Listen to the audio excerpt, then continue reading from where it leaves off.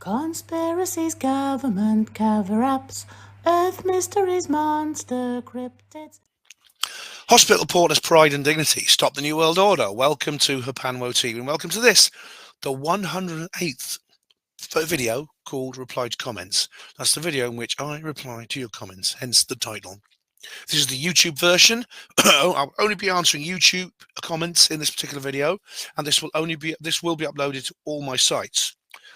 But there's actually two parts to this video. The other is alt tech, which is where I only reply to alt tech comments. That is on BitChute, Odyssey, and Rumble. Those videos there, and any other sites where I've uploaded videos, and I will only upload that onto the alt tech sites. That's BitChute, Odyssey, Rumble only. That one will not be uploaded to YouTube. So this is the YouTube version, and it's the alt tech annex, which is separate. The reason I make these videos, people say, well, why don't you just reply to the comments rather than making a video about replying to the comments? I don't have time. I don't have time to reply by text, but I feel obliged to reply. Therefore, I make these videos. Now, you might say, well, I don't want it. I don't want this. Is no good. If you're going to reply to my comments, there's no point. What's the point of me watching a 9-hour video for that? Well, you don't have to watch a 9-hour video because first of all, I'll put a timestamp underneath the comment I'm replying to, which will tell you to within the nearest hour when I'm going to reply to your comment in the upcoming reply to comments video. Secondly, my reply to comments videos are not 9 hours anymore. They're usually less than half that, and the reason is because I make them more often. So that's the answer to that. Now, another reason I do these is because I enjoy making them, and you viewers enjoy watching them. I know some of you watch them all the way through. It also preserves these comments as a philosophical dialogue, because Stefan Molyneux made this point when he got kicked off YouTube, that his comments were deleted along with the videos. In this case, even if my channel gets deleted, the comments will be preserved in these videos. Now, to begin with, you probably noticed my voice is still hoarse after all this time. It's called post-viral syndrome. It's caused by the immune system. I've looked it up. There's nothing you could do except wait for it to get better, and that could take a long time. Apparently, it can take up to 2 months. So what I'll do is, if it's still there next week, I just won't refer to it. Okay, so I just won't mention it. At least I can still talk. That's something. Okay, so we'll begin with the last comment I was left after I uploaded the last reply to comments video. This is the one that I haven't replied to here, and it's on the 5 People You Meet in Heaven Watch Read Party review, and it is the Crafty Nihilist saying, going in. Oh, I hope you enjoy it. It's a great book and a video if you've never seen it. And Crafty says here on the same video, you can read the film, watch the book, film the watch, the book, film, watch. Oh my goodness me, you made a great video about that. It was really, really cool. Crafty Nine says, Dwarpa Yuga. Oh, what did I say right? Was it Dwarpa? What's it called then? I said Satya Yuga. I tried Arya Yuga. What's it called? It's you know the answer. This Yuga that starts this year actually, which is interesting. Oh my goodness me, this is an old one. Probe 10.9 stalls. Oh my god, this is really old. How old is this video? Blimey, bro. Oh, anyway, I'll look at it later, but Crafty says here, sometimes I just like to go back to what seemed less crazy dark times. Oh, nostalgia, yes. That's one of my old probe videos. I don't know which one. I think it's 2009, hence this is probe 10.9. Probe 10.9 means October 2009. And yeah, things were less crazy, less dark back then. I mean, 2006 was the year where everything changed for me with the fingerprinting issue. But yeah, I do love those old videos. They're very, very cool, and I'm glad you're enjoying them. Now, as multi-parters in those days, I didn't splice them together. I used to upload each scene separately, because in those days you could do video replies, which is why I did that. Reply to comments 107 YouTube. Red Snapper says, first, well done, Red. Gold tin foil hat coming your way. Hugo says, thank you, Red Snapper. Please send me a link. Now back to the video. Red Snapper says, sorry, that's Hugo Rune. The lights were low. Second. Well, silver tinfoil hat going to you, lights. Yay. And then Richard Horden says on the same video, 33 1/3. Oh, right. Bronze tinfoil hat coming your way. Well done.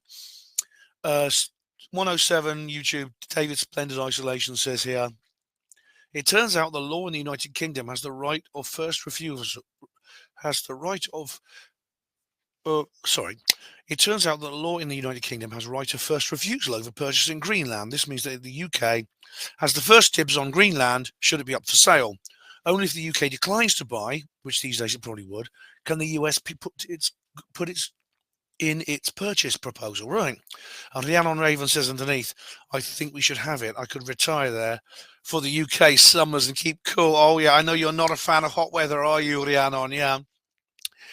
But the thing is, David, the whole issue with Greenland, I'm not sure exactly how it works because it is a Danish overseas territory. Now, overseas territories can be bought and sold. We Brits bought Grenada off the French, as I explained in my history of exopolitics video. So it can be done. Yes, it can be done indeed. I'm not using the timer, so I just have to keep checking back. Okay. Now, the situation with whether Greenland can be purchased from the Danes or taken over by the Danes, I don't know, taken over by the US from the Danes, I don't know. I mean, the problem is it does have an indigenous population. I think about 500,000 people odd live there, and usually in the southeast coast. I don't know exactly what the law is, but it does have a parliament. It has limited independence from Denmark, so even though it's ruled by the Danish king, it has its own government. So in that sense, it's like a UK colony, which had a governing council and things like that. I don't actually know, David, how that is legal. I think there probably has to be some kind of referendum because the people might not want it. Personally, I mean, I think that's up to them. I don't think there's anything immoral about Trump doing that. I think Canada is a different matter. This idea of taking over Canada, I think that was a bit of nonsense. I mean, Trump does this sort of thing. He sometimes says things which aren't really true, and he uses them kind of hyperbole or exaggerations. It's like the depopulation of Gaza. That's a load of nonsense. I mean, what he's suggesting is that a lot of people in Gaza do want actually at least temporary evacuation from their territory, which is understandable considering what they've been through. And I think that's kind of what he meant. I don't believe he actually wants to depopulate Gaza permanently. All right, 107 YouTube. Bobster, the blind beagle terrier, says, which breed of dog do you think skateboards better? Can they longboard in the Alps? Right, well, obviously, blind beagles, I think. They can skateboard better than anyone, so show us what you got, Bob. Can they longboard in the Alps? I don't know, my goodness me. That'd be quite something, wouldn't it? Because they can go up to 100 miles an hour, can't they, down those hills? That'd be quite something. A blind beagle on wagging its tail and barking on a skateboard. Red Snapper says underneath, Droik troll. Bob says, dumb sheep follower. All right, I don't think Bob is not a Droik troll. His sense of humor is too good. And his sense of humor is way too good. And he's also not transparently part of them because they're not very good actors. Bob says here, Bobster, the blind beagle terror, says on reply to comments 107 separately, Ben, what do MI5 pay you per month? Now, I'm not supposed to tell you, I'm afraid, Bob, but let's just say it allows me to buy a lot of good French brandy. Hugo says on 107, thanks, Ben, no hurry. Yeah, I've got to get in touch with Hugo and arrange to go and see him. 107, Red Snapper. Oh, we got a timestamp here.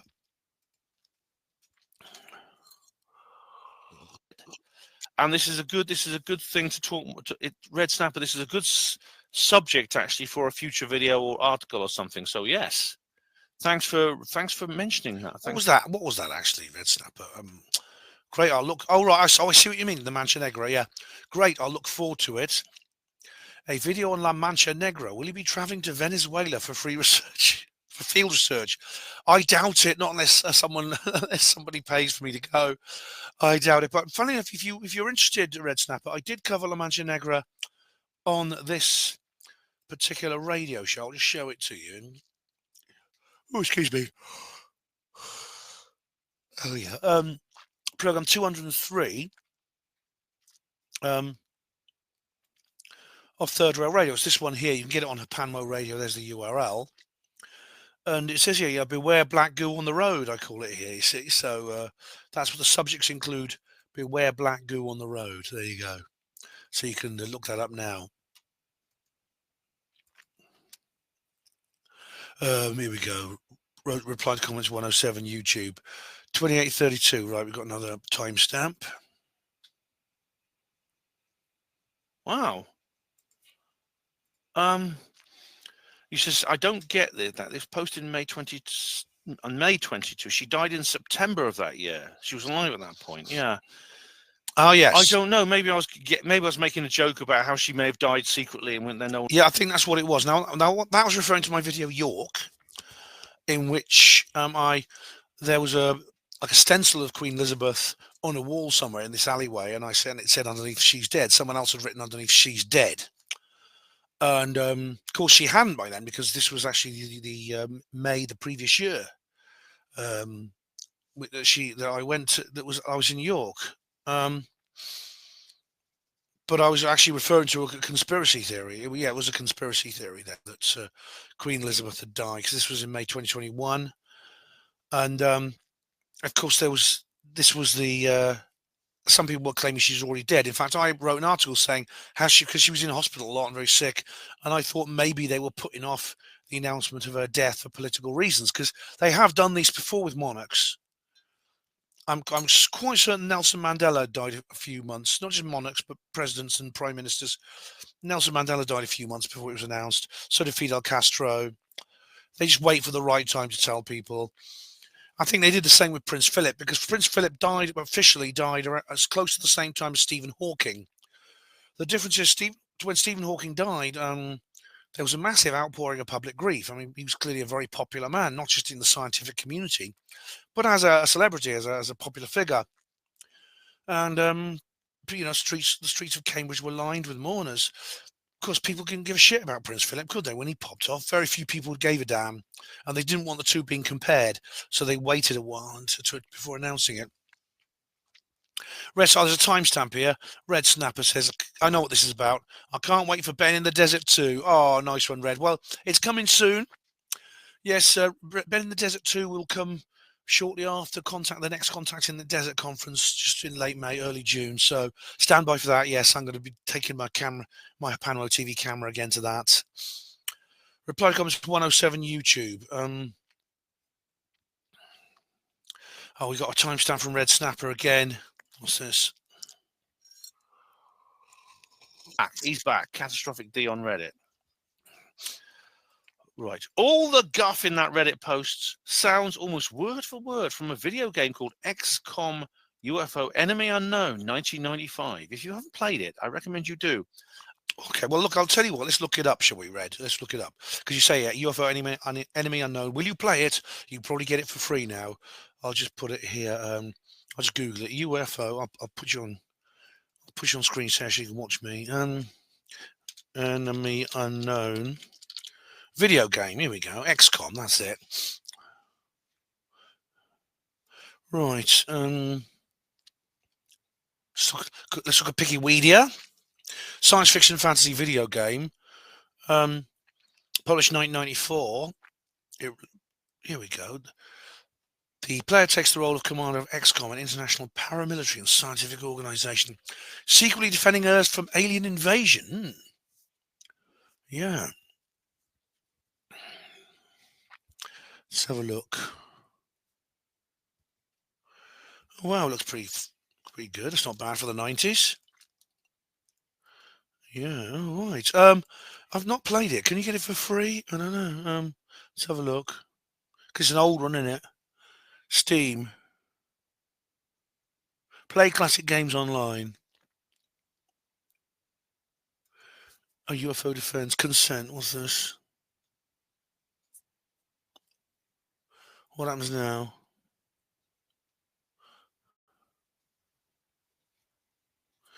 What's happening now? Here's a video. I think there's probably some videos of it. Let's have a look. Some gaming videos. Here we go.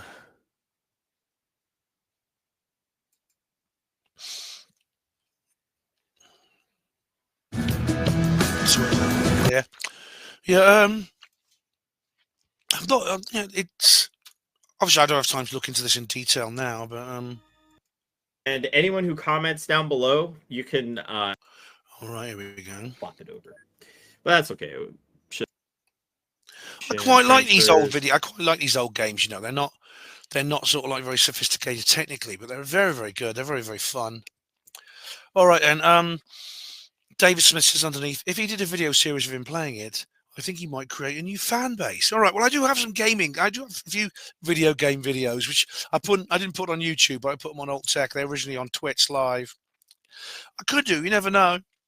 Red Snapper says, is it your favourite game? David Smith says, no, but it's a cult classic. I've played it through a number of times. It's just the right mix of complicated and simple for someone like me. The thing that I think will interest Ben is all the research branches that can be done in the game. For example, if you kill a grey, you can autopsy the body, and it gives a little detailed science report. From that, you can learn about them. You can go on to research something else like psionic ability. If you capture an alien craft, you can study Illyrium 115, not Element 115. Then study advanced craft and so on. Each completed research project gives a report. Those reports on the different alien species I remember reading about in the UFO magazines, and I've definitely heard people claiming them to be reality. Not saying that they got that info from the video game, but it's clear these ideas about aliens have been around since before then. If someone coming along and pasting a bunch of very similar same claims and reports on Reddit isn't good evidence that any of it is actually true, it's just another claim in the great wall of claims from the UFO paranormal world. Right, David, I had a feeling, I was just thinking as I was reading that you were going to bring up the Reddit alien. So that might have been what actually triggered this particular stream of conversation. But I mean, it can't be proved that Reddit story is not real. I can't prove that it's real. The person doesn't identify themselves. They say they'd be in very serious trouble if they did, and they probably would. Things like that. All I can say is that it's obviously the story was designed by someone who knew a lot about biology, and that's not. And of course, people who know about biology can fake things as well. So there you go.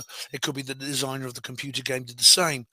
So you see, a lot of skeptics would claim, well, that's where he got the idea. They got the idea from that game. At the same time, you know, I could claim that the makers of the game got this from reality, got from a real story, a real conspiratorial story in the X magazine or something like that, and they put that into the computer game.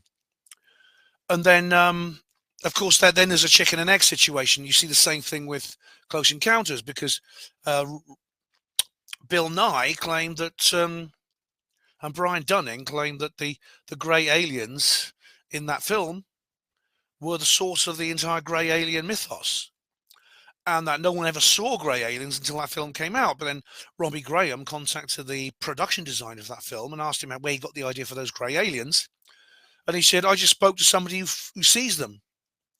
So he spoke to an abductee. So you see what I mean by the chicken and egg situation. Red Snapper says to David, sounds fascinating, the game. Read the Reddit post. Is it just another example of attention-seeking loon? Almost certainly bunk, question mark. Right, in my view, Red, well, no, because this person has deliberately avoided seeking attention. And in fact, they've had none. They've had a lot less attention they were being offered. They were being offered all the attention in the world, and they said, no, thanks, I've got to keep myself safe. I've got to keep my family safe. Red Snapper says here to David as well. Oh, sounds fascinating, the game, he says here. Repeats that. But then it says, is Reddit simply a dumping ground for fake woo-woo stories, in your opinion? In my opinion, Reddit is mostly, yes. As I said, there are some jewels in the dung heap, but there's a terrible signal-to-noise ratio. I called it a left-wing 4chan, remember? David says to Red, like any social media, I suppose. I like it because it's definitely left-leaning, but it does have little right-wing strongholds within it, unlike Rumble, Twitter, X, Truth Social, and many parts of YouTube, Facebook, etc. These are more to the right. That's why it's always amusing to see those on the right cry about cancel culture or the woke left media. The right have a clear advantage for media, although when it's fact-checked, that's another matter. Right, I don't agree with you on that, David. Certainly Facebook and YouTube are very, very... Facebook and YouTube are very left-leaning, in fact, left-enforcing. I mean, they are... I don't consider myself far right, yet I've lost videos unfairly, I believe, because of supposed right-wing ideas I have. Twitter used to be part of this Silicon Valley sort of lefty community until Elon bought it up. Rumble, Truth Social, and these are actually much smaller websites with far less reach, and they are specifically set up to be right-wing strongholds because of the cancel culture. I'm actually opposed to all cancel culture, so if a left-wing person wants to make Rumble videos, I would oppose them being banned. Here we go. David Sniff then replies to Red Snapper's other point and quotes Christopher Hitchens here.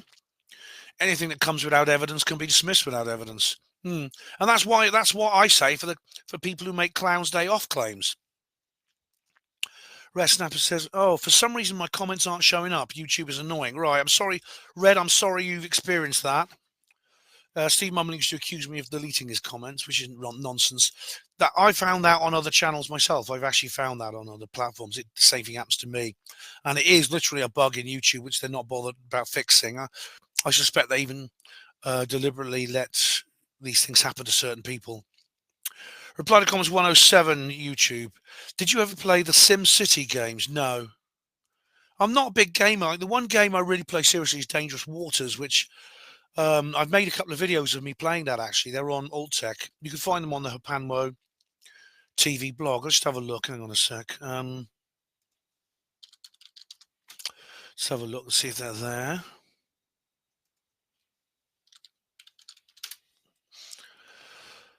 Oh, here we are. Yeah. I do have them still. Yes, I have them. Twitch doesn't keep things for long, unfortunately. It deletes them after about a month. But I've got a series of these are all games I played on Dangerous Waters, which is a really good game. You see, video removed this because it's gone from Twitch. It's only on BitChute and Odyssey. I could put it on Rumble as well, but I can't be bothered. But these are there we go. These are the scenarios here: Fuzz Lane Escort, African Bee's Nest. This is what Jersey Fishing Protest, Dangerous DW's Dangerous Waters, Connecticut Collision. That's Dangerous Waters too. Faz Lane Escort Akula and DW Jersey Fishing Protest Submarine. Yeah, this is gaming stream. I haven't done a gaming stream for ages. Maybe I should do one. Maybe I should. I don't know. But Twitch is. I don't like Twitch. Twitch are dickheads. You know, if you sub to someone on Twitch and you don't watch their videos for like 3 months, they just say, "Oh, we've unsubbed you from this person because you're not watching them." Now, YouTube do the same thing. They just don't tell you. At least Twitch tells you. But I don't like that controlling element. I don't like the fact you can't store videos on there. Anything you stream is gone like within 3 months. I don't like that. Technically, the technical side of things is bad too. The cameras don't work very well and things like that. You need to have the Twitch app. You can't just stream using it doesn't have a house app, which you just load on the browser. All right, guys. So yeah, if I don't want any more gaming streams, I might just not bother with Twitch and stream them on Odyssey or Rumble or something. Where's Rumble anyway? I've got to log into Rumble. I'll do that in a little while.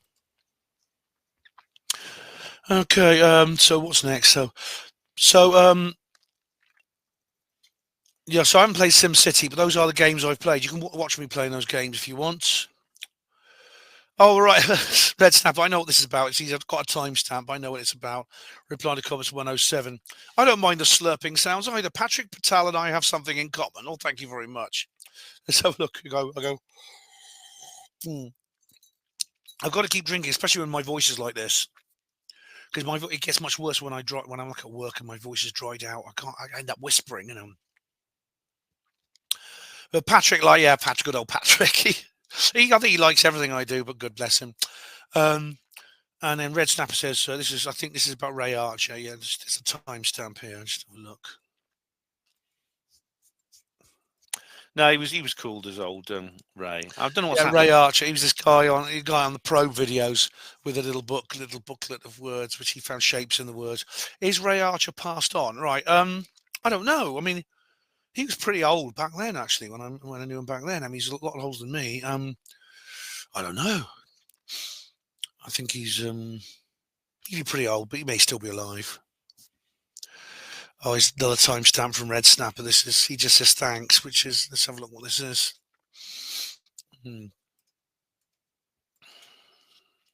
Want you to make too much. Don't go to excessive effort to make everything letter perfect, right? If you make a mistake, don't worry. So long as you are comprehensive, that's right. Yes, this is to do with. I was talking about Molly. Yeah, Stefan Molyneux. Like I did it. It was actually in the last reply video I made to Stefan Molyneux, the one about pets. He starts off by really slagging this person off. This person made a spelling mistake or a couple of spelling mistakes in one of his local streams. And Molly starts having a go at him. And I think, well, shut up, Molly. What the hell's wrong with you, Dick? You know, really. And so Red Snapper says, thanks. Right, so this is a timestamp. And he says, looks like you're reptilian or something with that green alien bursting through. Let's have a look. I'll let it sit because it's obviously video. Let's have a look. A lot of it is actually explained in this video and in the live stream, which I hope. Oh yeah, the reptilian live stream GMV, because I actually have. There's the reptilian on my that was don't mention the reptilians. Yeah, that was a good conference. Don't mention the reptilians. Chris Turner made a film called "Don't Mention the Reptilians." But unfortunately, it was only actually I got the DVD of the first edition of the film. Because he had to recut it and change the title because the US distributor was too gutless to go with that title, which is silly, and made him like change the content. Yeah. Oh, it's you know, I was watching a video about the Matrix the other day, Keanu Reeves and his 60th birthday thing. I was surprising how much that he and the Wachowskis wanted it to be a certain way. A lot of the cast and crew wanted it to be a certain way. And the studio was saying, no, we've got to make it an action movie, which is why, the sequels in particular are so lukewarm. Same video, Red Snapper says, great reply to comments. Thanks, mate. Thank you. Orange says on reply to comments 107, you're morphing into Russell in this video. Yeah, and that's because I still haven't got a bloody green screen, isn't it? So every so often, I sort of merge with Russell behind me. So he kind of like merges with me, especially when I do this and I put my cup up like that. You can see him sort of popping through, can't you? Oh, right. And we have here on 107, 55 Sothi. 55 Sothi 6. Someone new. Welcome. Are you new? Welcome. Thank you for replying to my comment. It's a good idea to do a comments video. I really hope you get to see the OA. What's that again? Oh, dear. Sorry. It'll come to me. I don't have Netflix either, but managed to watch both seasons at a friend's house. And again at yeah. I can't remember what this is about, but yeah. I can't remember the title, but it's something talk about something alien, Office Other Alien or something. It's a Netflix series. Someone else, Crafty Nihilist, was actually recommending it to me too. But I managed to watch both seasons at a friend's house and again at a hotel because previous guests had left their account open on the TV. I'm not one for series, but it totally blew my mind and introduced me to the obscure anti-science fiction genre, which is sci-fi blended with spirituality, consciousness expanding stuff. Probably why Netflix cancelled it after 2 seasons. They don't want thinking outside the box too much. Oh, I know what you mean. Anyway, you're welcome, 55 Sothis 6. I've just been, funnily enough, I can't get Netflix on this damn machine anymore, this computer anymore, because they've said that I'm not at this address. Of course, I am at the address, but I use a different internet connection because now Netflix are like attaching every account to internet connections because it's to stop account sharing, which means even though I am at the same address, I can't get it, even though I help pay for the damn Netflix on the TV. There you go. They prompted me to set up a new account. I'm not going to bother doing that. What I'll do is I'll just get a Wi-Fi aerial from someone somewhere, and I think probably my daughter will lend me one. She's got a spare, or I'll buy a new one, and I'll watch. I'll just put the computer on Wi-Fi. Right, UFO Disclosure 2025 Stephen Bassett update. First again, says Darren. Congratulations, gold tinfoil hat to you. Same video. A close second, says Neil Ward. Oh, there you go, Neil. Silver tinfoil hat. Well, that's the classic one, isn't it? It's silver. Bobster the Blind Beagle Terrier says childish. Neil says you who sings Gary Newman car songs from a prison cell. Everyone check out this guy. He will certainly be on Britain lacks talent.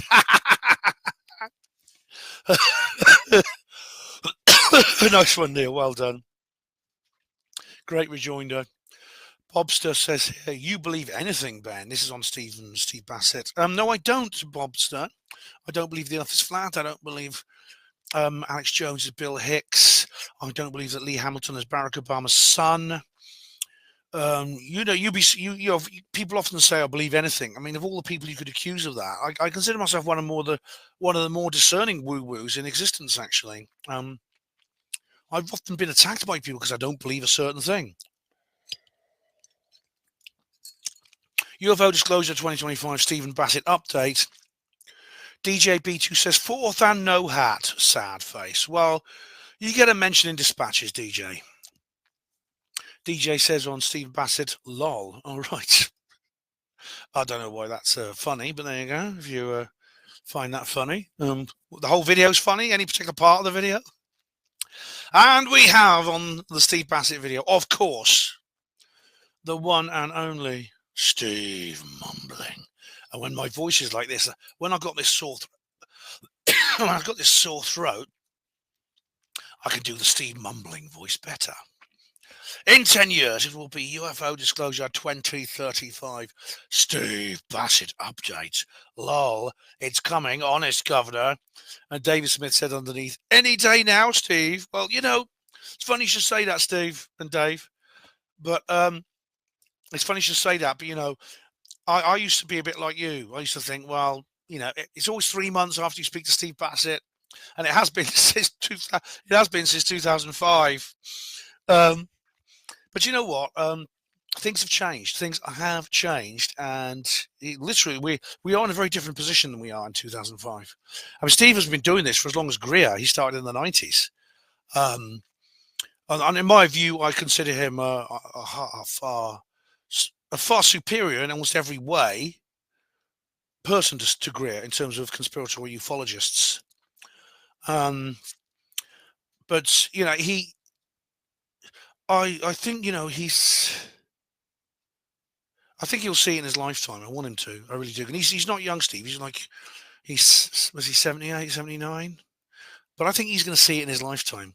Things have changed. Things have objectively changed since then, and now they really are now more than ever. I mean, just think about how much has. The congressional hearings and Elizondo and people like that. That was unthinkable back then. Right, so UFO Disclosure 2025 Steve Bassett update. Steve Mumling says, here's my bio. I failed everything at school, have no critical thinking ability, and my mother, a professional psychologist, tells me I have no grip on reality. I live in a fantasy world where nothing is what it seems, and the Queen of England was a shape-shifting lizard from outer space. I employ myself and do menial jobs like shopping for OAPs to survive. Who are you talking about here, Steve? That sounds familiar to me. I spend all of my free time, which is considerable, sitting in my basement bedsit, filling my head with conspiracy rubbish. Here's a photo of me. Sign me up, lol. When Luna's task force makes an official statement on the visiting ETs that completely agrees with me and echoes what I was reported by Arrow, will you finally accept it's all science fiction rubbish? Well, no, because Arrow are gatekeepers. Arrow is like Project Blue Book, so I won't. And I know what you're saying here. You're actually talking about me here, aren't you? Yeah, that's right. Yes. Well, my mother said I had no grip on reality because she hated me and tried to destroy me. And there you go. And I mean, my jobs are not menial. I mean, as far as my considerable free time, I do have I do work full time, Steve. So I probably have as much free time as you do.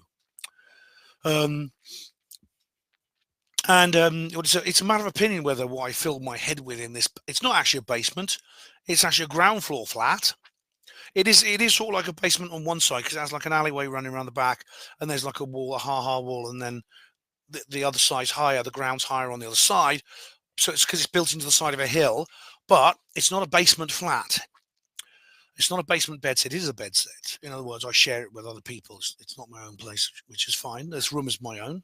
I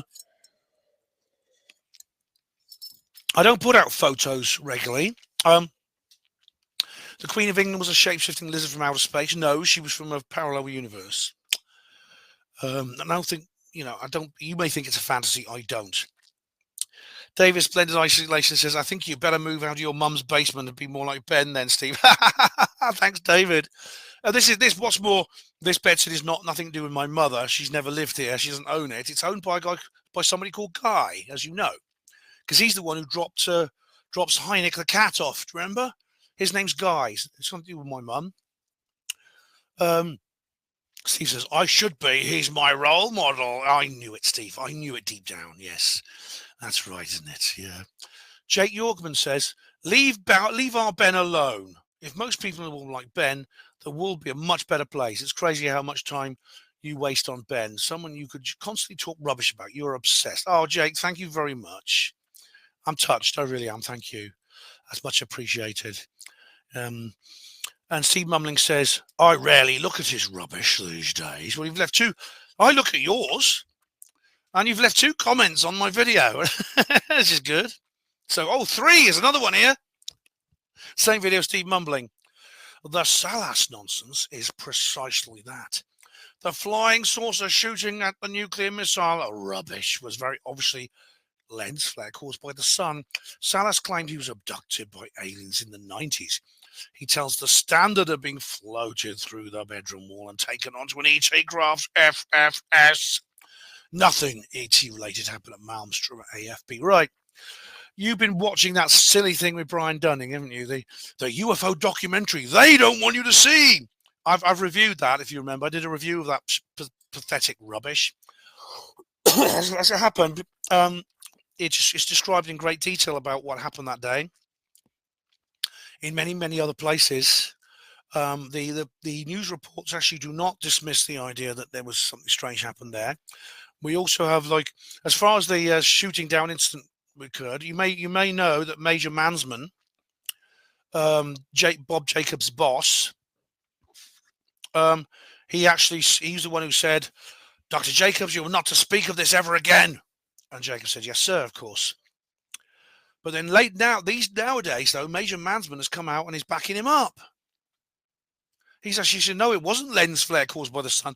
I don't think NASA have cameras designed to film a moving space rocket, right, in the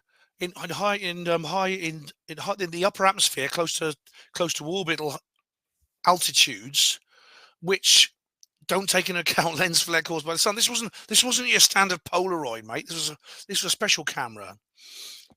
You see, there's a video of people doing it. There's actually a video. It's declassified now. There's a video showing it being operated. You actually see Bob in one of the scenes, a young Bob with black hair. Right, same video. Sorry, I should mention Bob Salas. Yes, he did report an abduction, but then so a lot of other people have.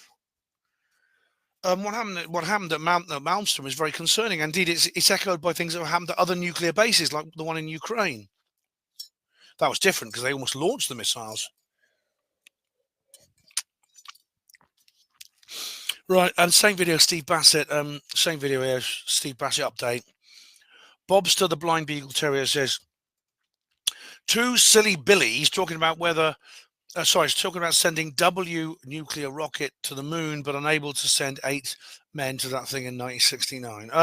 Well, Steve doesn't believe that. I do. Steve doesn't believe It wasn't 8 men. 3 men went to the moon allegedly in 1969, or there was, I think there was another. That was Apollo 11 was 3. There were 3 astronauts each time. But they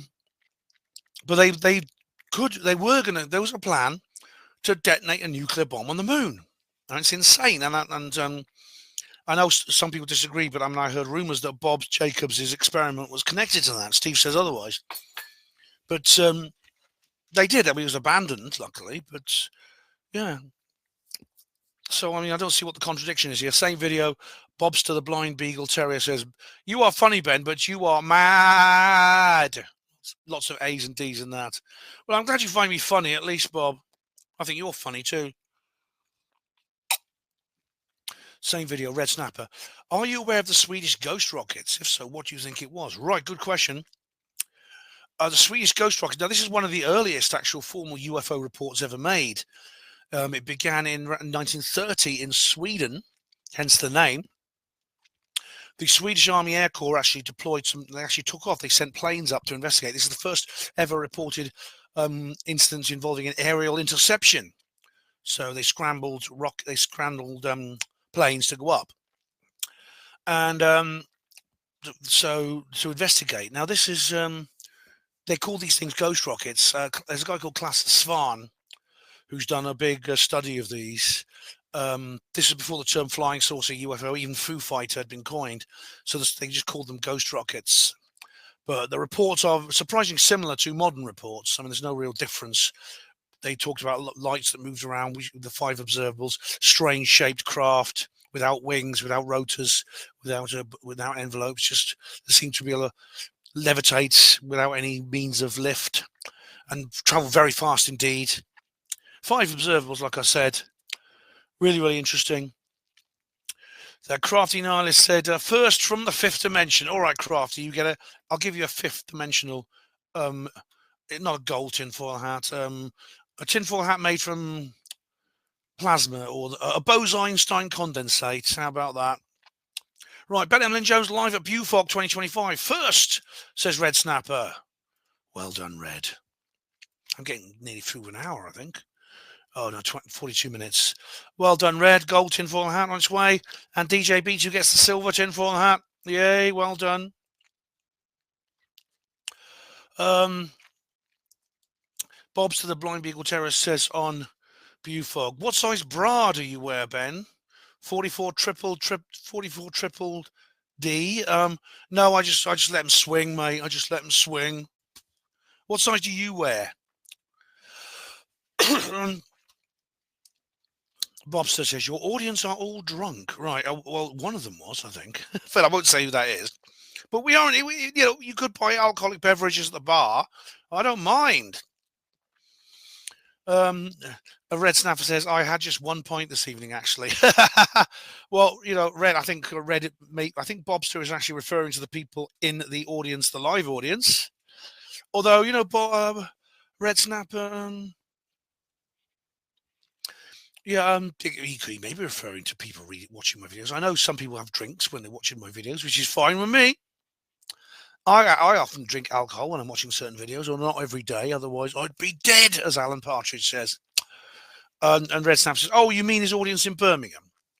And Bob says, as Black Flag said, they are too drunk to F. All right. Is that a character from the Viz comics? I don't know. Oh, that's the Black Bag, wasn't it, from Viz? Same video, DJ B2. Great is on Alex Jones today. Oh, right, yeah. I never saw that. I'll have to look that up because I haven't watched that yet. And Shack Attack says here, Greer has nothing, never had anything. I don't agree with you on that. Shack Attack, I don't agree with you on that. I think he has things. He has information. I don't like the bloke particularly. I think he's bit up his own arse. Maybe that's an understatement. But I'm keen to listen to that, to watch that, actually. See Alex on there. Yeah, him interviewing Alex. And DJ B2 says here, Shack Attack was imparting impartial information. Oh, yeah, I know impartiality when I see it. All right, same video. Neil says, did you mean Dave Hodrian, not Dave Hogan, in your introduction, Ben, or am I mistaken? Did I say Dave Hogan? I think I said Dave Hodrian. Bobster says underneath, who cares what he means? It's all a load of garbage. Yes, which you watch fervently, Bob, don't you? You're one of my most loyal viewers. Okay, Max City. I actually put a text reply to this guy, Max City, because he said, yeah, because I made a little mistake. John Lilly wanted to understand and communicate with dolphins. He founded the Communication Research Institute in the late 1950s and published research suggesting that his attempts to talk to dolphins were working. He thought if he could crack their language, then he could crack any alien language we would encounter too. The attendees at this conference called themselves the Order of the Dolphin for afterwards. Right, yeah. And I says, yeah, thanks for the info. I talk in more details about John Lilly in my video. I think I called him Peter Lilly by mistake. Dolphins are applied to Stefan Molyneux. If you've not seen it already, you may well enjoy it. Right, it's this one. Here we go. I like this. Is good. This is a good one. Funny enough, I'm reading a book about this. I'll show you in a minute. Dolphins. This one here, which is actually a very good video. I really like it, and it talks about the work of Denise Herzing, a researcher who's she's trying to decode the dolphin language. And I just been reading a book about this. My goodness me, where is it? Hang on. What's it called? I'm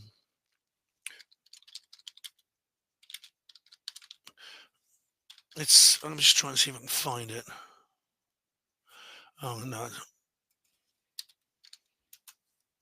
Right, here we go. Yeah, it's called Breakthrough. This book. This is really good.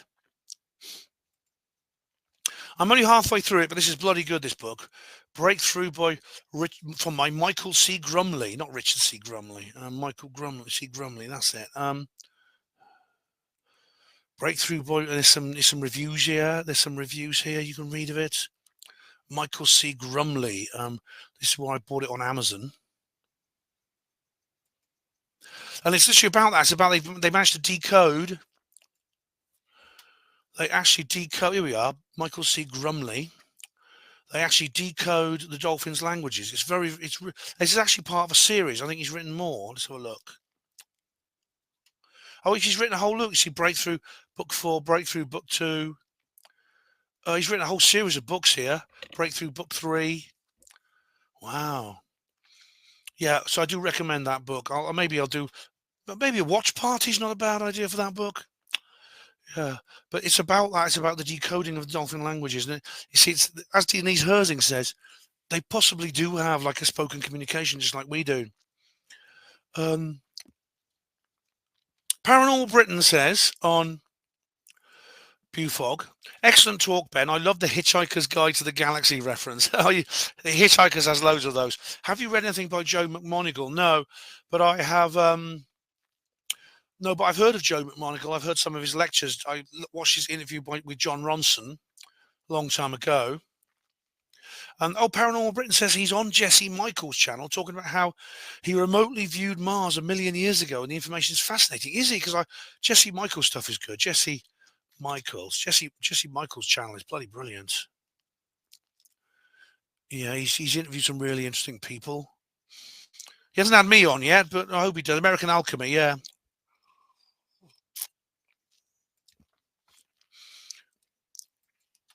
He's not had me on yet, but nobody's perfect. Joe McMoneagle, Mars used to have alien life. Yeah, oh right, yeah. Oh, wicked.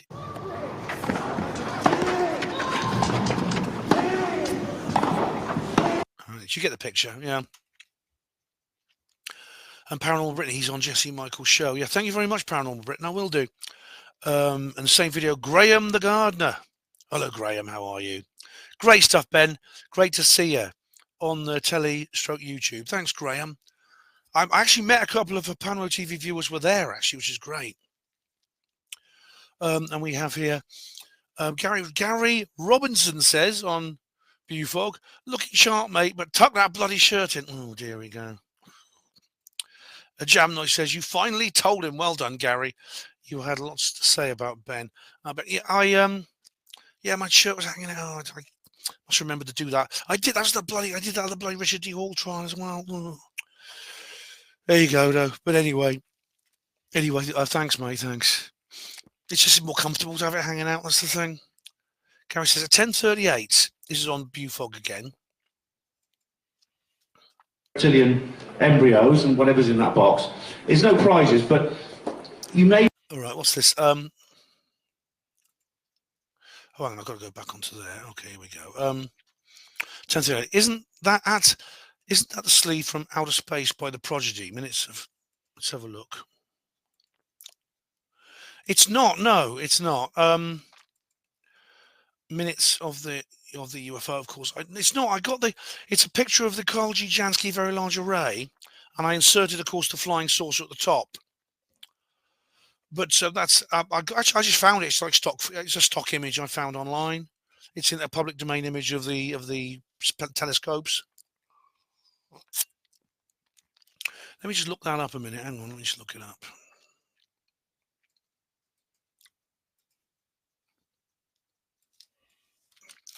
Let's have a look at this. Images. Oh yeah, I see what you mean. Yeah, here we go.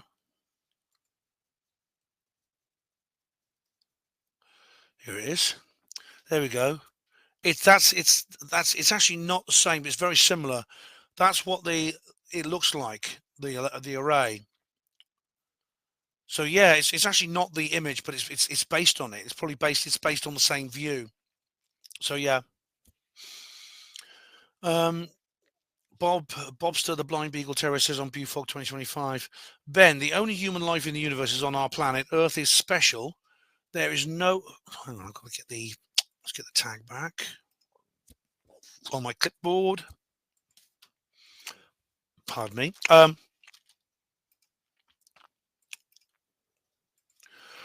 Earth is special. There is other life forms like insects on planets, but humans only exist on Earth. Well, I don't know how you know so much about other planets. How do you know there's insects on other planets? There's certainly there are no humans. That is, beings that look like us only exist on this. The beings that have our biology only exist on this planet. There are beings from other worlds that look very much like us. They either they're related to us, or there's a kind of parallel development kind of factor here. Yeah, but you're wrong. You're wrong on all counts here. The Earth is special. The Earth is all planets are special, but no, there's life in the universe beyond our Earth, including intelligent life, and we know it's even here now. Dave Langston said, "How do you know? Better to keep an open mind." Exactly, Dave. Exactly. And Bobster doesn't reply. Tor Engen says on Bufog, the one under the planets are the sender. On the Arecibo signal, it's a parabol disk. Yeah, see, that's it's obviously something which is the equivalent. I was talking about the alien Arecibo message was in the crop circle. It's probably likely that's whatever that is. It's not actually intelligible, but it is connected to the transmission of the message to the field. It's an illustration of that, which is something that only they would understand. Which is interesting, because that same image does appear in more detailed form in another crop circle. I find that very interesting indeed. But on Arecibo, it's a but you see it on the Arecibo, the original Arecibo message from Earth. It's simply a crude, low resolution reproduction of the telescope itself. Crafty Nihilist says on Bufog, first. Oh, you're a bit late, Crafty. You're a bit late, but never mind. Oxford Graffiti 11 first, says Rick Horden. Well done. Golchin, full hat coming to you. Rhiannon Raven says, damn and blast. Never mind. And Red Snapper says, damn it. You got to be quick to get in there. At least because you're getting these comments notices, right? So you can keep looking very closely, because you know there's a new upload coming today, because you have these comments reply notices which you're getting notifications for, no doubt. Right, all right. I know what this is about. I think this is Oxford Graffiti 11. Wow, this is right. Oh, Oxford Graffiti 11. It's that Egyptian thing under the bridge. And indeed, Rick Horden, where is it now? Rick Horden says, the Egyptian goddess Maat. Google Images have it, Ben. Right, you are. Okay, I know. Hang on, there we go. And indeed, yes, if you look here, you can see it. Here we go. This image is the winged goddess there, which is what you see under the bridge. Quite so, yes. Thanks very much, Rick. And then Rick also says here on the Oxford Graffiti 11. All right, this is another timestamp here, 29/90/28. Let's have a look. Hail Eris, all hail Discordia. Oh, it's a. All right, this poster. Oh, I actually went to that event. I wrote a HPANWO voice article about it, and he says here, Discordia or Discordians are related to the Church of the Subgenius. You know that Bob Dobbs lot. The channel Beetle Muse has lots on their transmissions for anyone who may be interested. I call them transmissions, but they're more like a tape sent through the post. Right, I think this refers to the, they called it Operation Mindfuck or something, didn't they? Adam Curtis talks about it in one of his documentaries, which is where the whole idea of the Illuminati come from, according to the skeptics and that. But Beetlejuice, I've not heard of Beetlejuice. Any relation to Beetlejuice? Let's have a look. Beetlejuice. It's a channel. Let's have a look.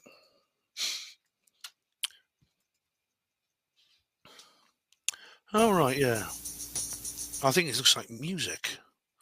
Yeah, it seems to be primarily music. But no, thanks very much. Interesting to know. I think we're nearly through. We're nearly done an hour. A few more minutes. Right, 117. Oh, right, yes, I know that's 117. Always seems fascinating, all the misty, frosty fog stuff. It could almost be a nuclear winter. Oh, that was quite a day, that was, yeah, when I started the video. Coldest day in Oxford for 45 years. Thick, freezing fog. Oh, I loved it. But as I said, you know, it's only in Oxford because you get that cold and it doesn't snow. Red Snapper says on Oxford Graffiti 11, I had no, it's a timestamp, I know what this is about. I had no idea the entrance to a tunnel was called a portal.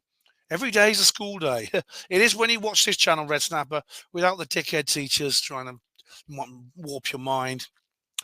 Although Steve Mumley would say that's what I do. Yes, an entrance to a tunnel is called a portal. I found that out when Maria Wheatley mentioned the Stonehenge tunnel, and I found out the word portal, and I thought that was kind of appropriate. Red Snapper says, do you support the creation of murals, or do you consider them just an excuse to contravene the Anti-Social Behaviour Act 2003? I support the creation of murals. I do. If they're not on private property and they actually improve the environment, then I'm all for it. If they're artistic and they're not just a bunch of vulgar nonsense and crude, and very, very crude kind of just scrawling, I support the creation of murals. I like graffiti. Yeah. Right. Rhiannon Raven says here, the winged Egyptian figure is the goddess Isis, or probably Nephthys, but definitely not her husband Osiris. All right. Oh, right. Someone else said it was Mart, but what does Isis look like? Let's have a look. Isis, Egyptian goddess. Funnily enough, funny you say that. You know, the Isis looks exactly the same. There you go.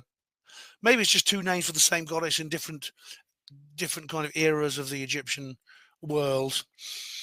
And Alan continues, why do ducks always laugh like Sid James?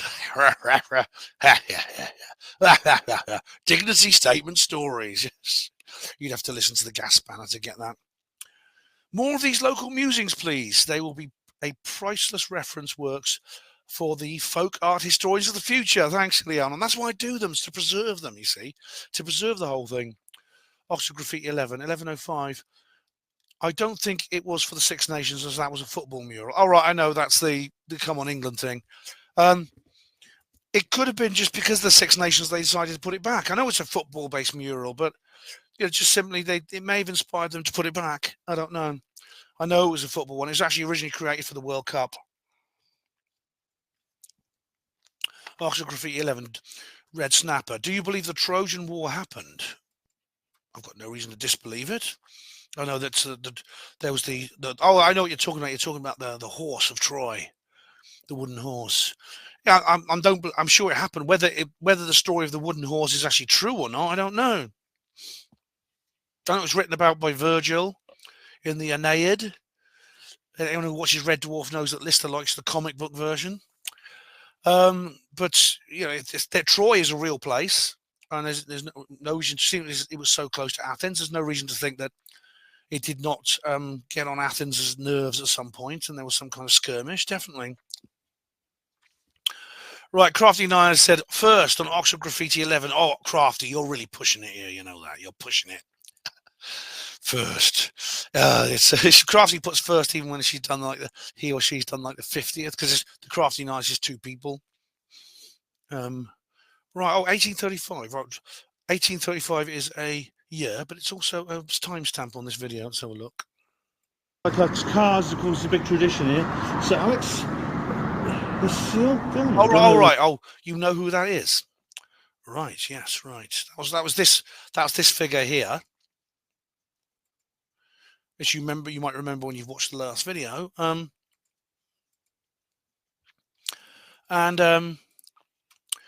Sir Alex Arnold Constantine Isigonis, he designed the Mini. Oh, right, I see. That explains it.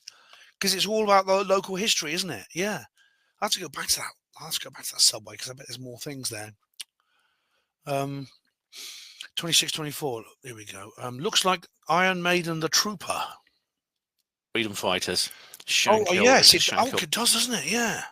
It has that kind of Iron Maiden art, you know, the cover art look. It's one part of the political. It's a political mural from Northern Ireland. But look, I said it looked like a zombie or some kind of monster, some kind of creature. Obviously designed to scare and things like that. But yeah, it does, doesn't it?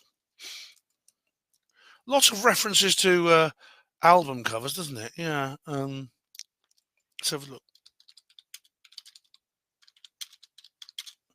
A song by Iron Maiden, The Trooper. If you look at the cover, yeah, it's actually, yes, I think actually it might be based on that. Look, it might actually be based on that. You're right. In fact, it's possible the mural was based on that, or vice versa. I think we've come to I haven't used the timer. Yeah, we come to the end of an hour. So we'll be back for part 2 very soon. And I must put a timestamp in there for Red Snapper. So, yeah. I don't really think, as long as I keep an eye on the clock, I don't think we need the alarm, do we? All right, welcome to part 2 of this reply to comments video, the 108th. I'll go straight back to the list of comments from which I've been on. That is the YouTube comments that have been left since the last reply to comments video. And we have here Red Snapper on Oxford Graffiti 11, who says here 3134 timestamp.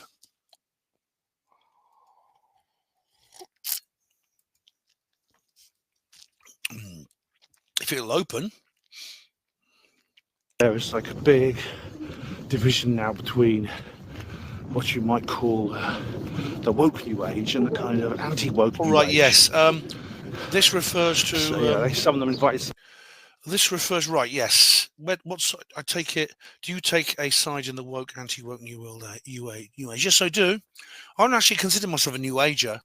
Indeed, the anti-woke new age really would say the same. They're a bit like these TERFs who say, well, I'm not a feminist anymore. I'm a womanist or something like Posey Parker, you know. I take the anti-woke new age side, along with a lot of other people, actually, including She Who Has the Lovely Boots, if you remember her, and many, many others. And I thought it was interesting because that was just after I found a van which had like a very new age feel. It had like illuminated lettering saying love on it, but it also had this feminist icon on it as well. So it just made me think of that. Yeah. All right. 3555. Another timestamp. What does it say? Let's have a look. Don't know what the point they're trying to make, but there you go. Oh, right. Yes, that's this. If you remember, this is the little communications cab I saw. Well, I was with Lance Corporal when this happened. I've just been having a couple of beers with Lance Corporal, and he says, "Lol, lol." Who was that saying? Don't get Don't get banned from YouTube. And Lance said it was me. Yes, it was. Lance Corporal was with it. We just been having a piss up in the local. We'd having a few drinks in the local Weatherspoons, and just like when we came out, there's literally just outside the door of the William Morris on Between Towns Road, and it was there, and it's very interesting. And Lance says here, if I see anything else on my travels, I'll send it to you. Thanks, Lance. Indeed, Lance has actually. Lance has made me aware of other snippets which I could use in future graffiti videos, which is great. I'm very grateful. Thanks, Lance. Oxford Graffiti 11. Tor Engen says, I think it says Mark 77 in katakana Japanese writing. Right. There's no timestamp here, so I don't know what specifically you are referring to here. But I do have some more things to decode actually in the next graffiti video. I've actually discovered some more sort of strange lettering. So I'd be interested to hear what you have to say about it. Right.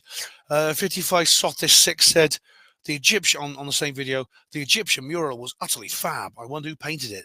They've used some awesome colours on it. They did, didn't it? It was absolutely fantastic. It was absolutely fantastic. The artist, I recognise the style. This person has done paintings before. I think it may have been the same artist who did the last mural on that particular bridge. So, yeah, but it is really, really well done. Bobster the Blind Beagle Terrier says on Oxford Graffiti 11, a 56-minute video about fog. Why you are nuts with lots of Zs, Ben. Bob, you watch the first 2 minutes and you think the rest of the video is the same. Watch it all the way through, will you?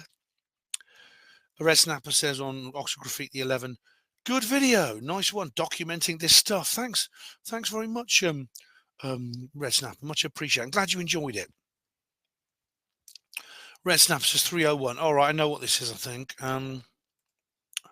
This is graffiti again.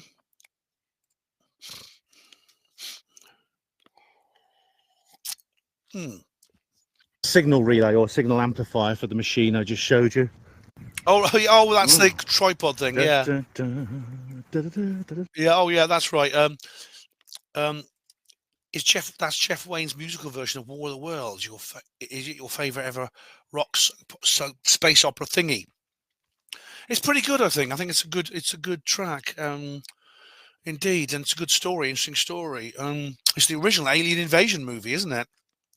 Red Snapper says, what do you think of the 2012 New Generation Edition synthesizers and Liam Neeson as a narrator? Do you know, I've not heard that yet, so I don't know. But, cover versions tend not to be that good. I mean, there are exceptions, but like film remakes, they tend to be not as good as the original. Yeah. Right, that was Oxford Graffiti 10, by the way, that video. Oxford Graffiti 10. Red Snapper says here, can you do more videos featuring the dogs you walk? I don't think so, no, because it's a privacy issue. Sometimes they do slip into frame.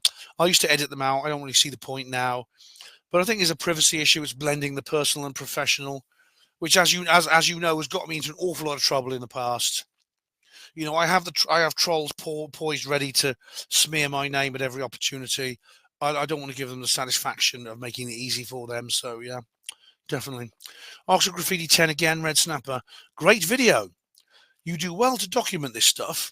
The good, the bad, and the ugly, and the propaganda. Yes. Of course, sometimes those things are combined, aren't they? Right, UFO Disclosure 2025, Steve Bassett update.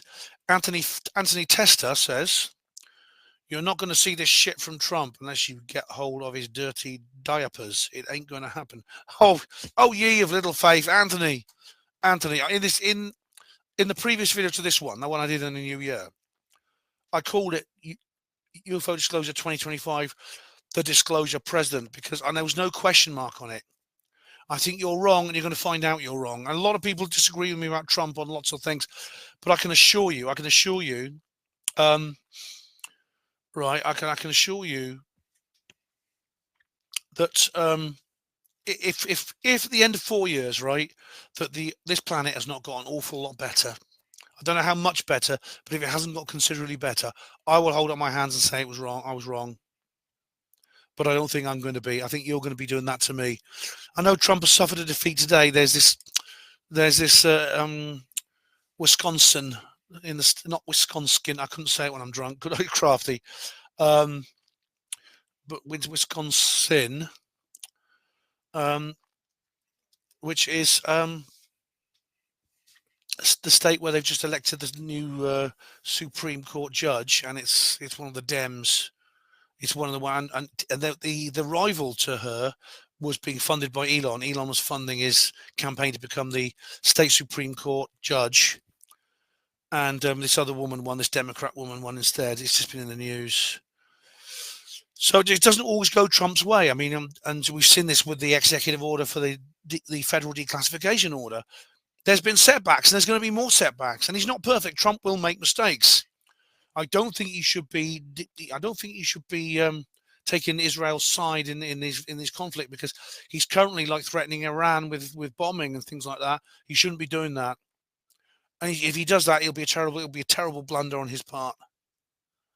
So yeah, I think he's probably just posturing, but I hope he doesn't carry. If he carries through with it, then that'll be a massive mistake. Okay, new video. All right, this is notice of all tech exclusive. Is Trump an accelerationist? As you know, my all tech exclusives are self-explanatory. Really, they're not uploaded to YouTube because they're a bit too dodgy.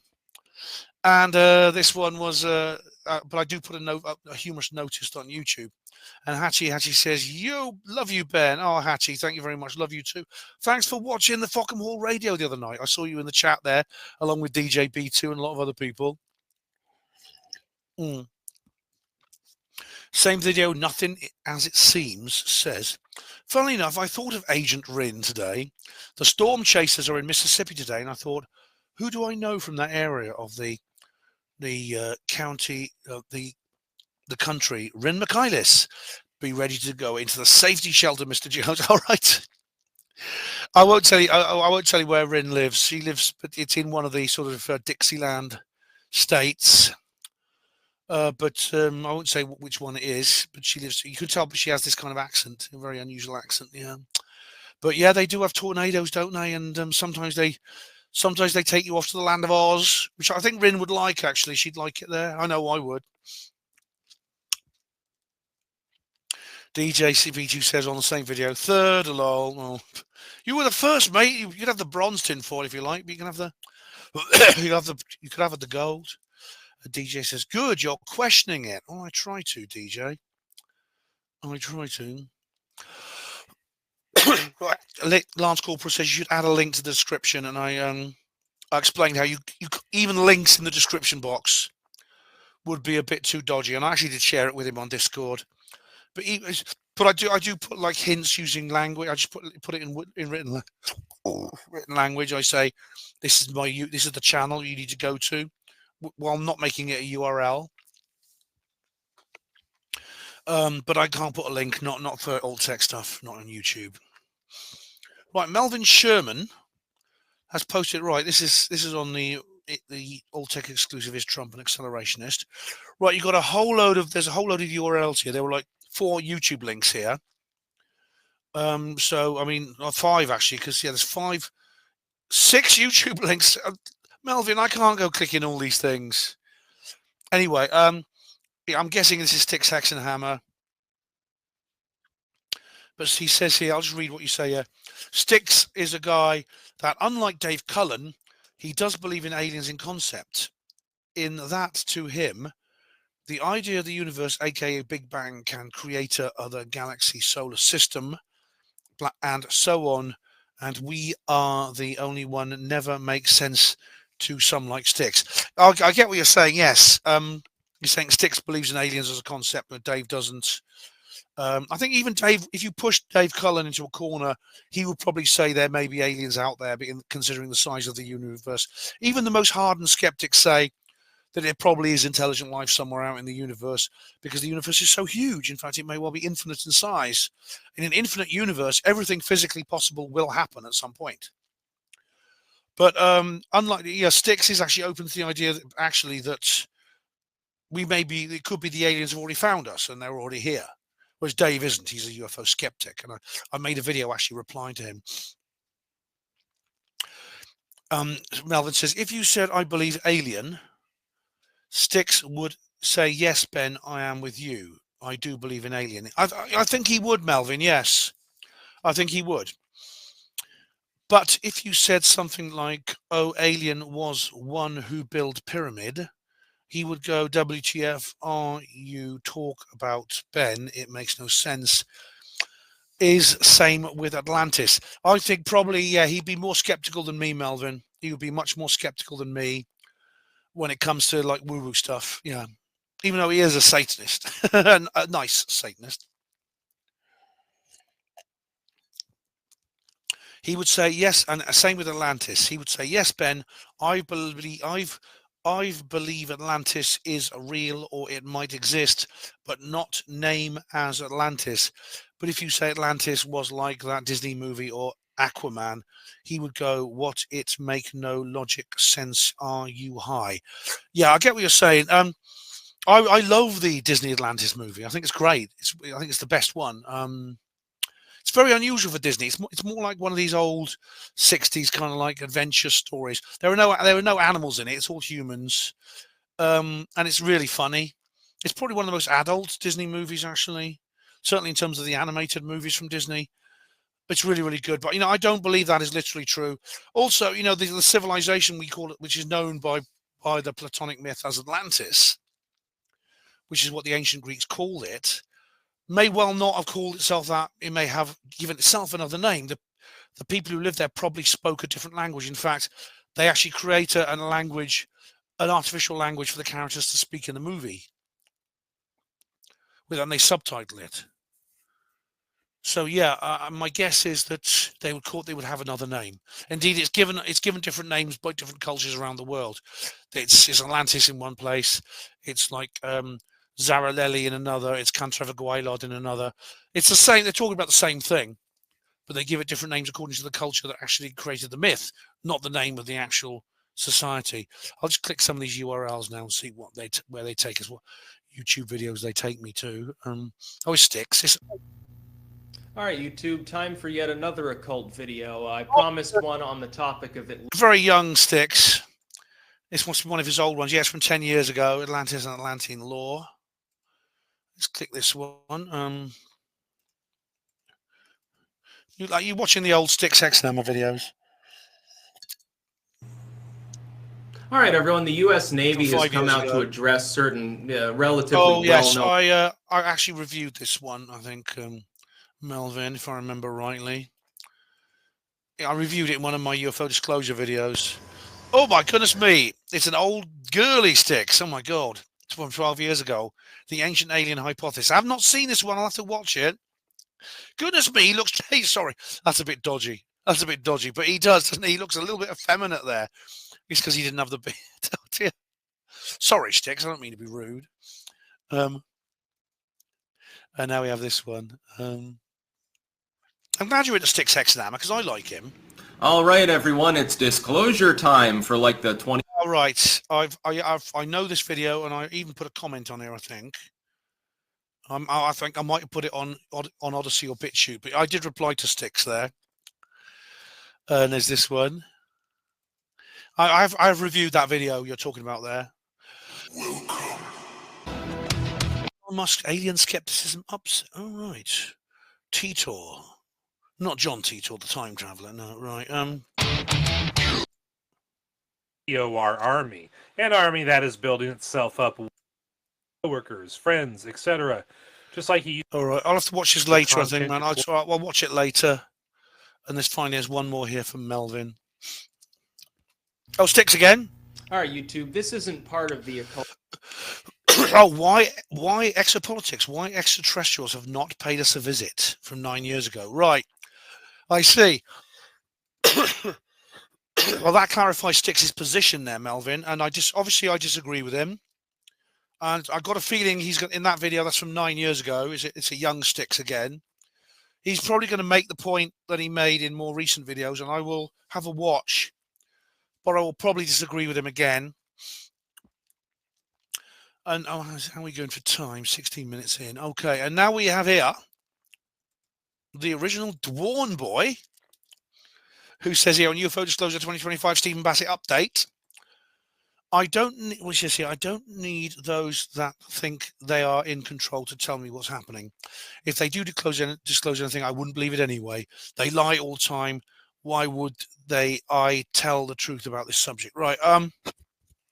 The point you're making is that disclosure, as it's defined, would be the government coming forward and saying these things are real. And a lot of people made this point. Why do we need them to tell us that? We know they're real. And if they do tell us, how do we know they're not lying? It's just another deeper part of the deception. Good points. Firstly, I think it's actually psychological. And I make this point actually in Roswell Rising, a novel of disclosure, available all good bookshops now, price £10. Where was it? I don't know. I'm not going to find it now. But there's a scene where Klein, it's just before Klein becomes press officer for the president. For those of you who've read the book, you'll know what I'm talking about. And he makes this point. He says it's to do with the Freudian father figure or the Jungian father archetype, depending on which school of psychoanalysis you go with. That it feels necessary for them to say that. In a sense, it would be a sense that it would be like your dad, who you've always had faith in, and when he betrays you, you feel upset, as I do with my own father. See, my dad has not done it. My dad has treated me a lot better than many of my sort of so-called ex-friends and people like that. But it hurts more when it's my dad, because when my dad does betray me, as I've explained in my Centaur videos, it's more painful. I think it's to do with that. And for them to say that would be a huge, psychologically and culturally, would be massive. Even though we know that it's for real anyway. We know they're real anyway because we see them. Some people actually meet the creatures. Now, so again, what if we had disclosure and it was fake disclosure? Right, yeah. That is another point that I bring up. As you know, if you read Roswell Rising, a novel of disclosure, available all good bookshops now, price £10. Yeah, there's the back cover. You see it. You can get it on Amazon, right? Or anywhere else, right? I actually address that in that book too. In fact, the first disclosure moment is a spoiler, guys. Spoiler. The first disclosure moment in this particular book, this story, it starts off with fake disclosure. In fact, this is the whole Project Bluebeam thing. They may come out and say, well, yeah, UFOs are real, but they're bad. We lied about them. They're evil aliens. They want to destroy the Earth. We need to come together as one and put aside our national differences to create an international state of emergency to protect the planet from the evil alien threat. And then when we've done that, when we've achieved that, and we've driven the alien menace back out into the stars, the power that we have taken from the people, we will return to the people.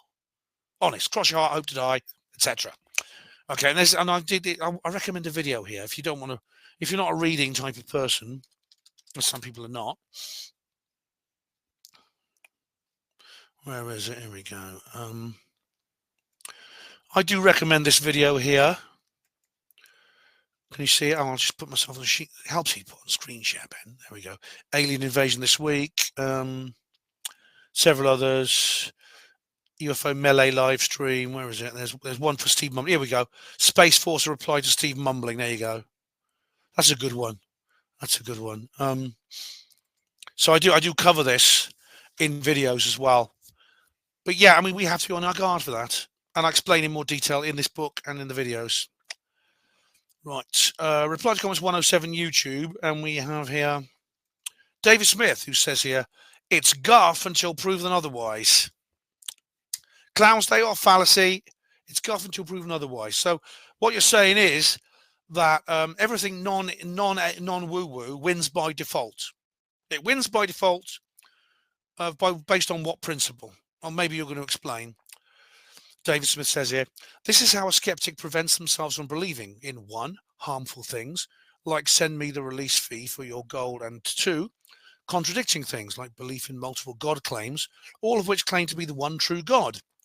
Obviously, it depends on the claims being made, but when they're potentially world-altering and asserted without evidence, they can and should be dismissed without evidence too. This is what it means to be rational. Okay.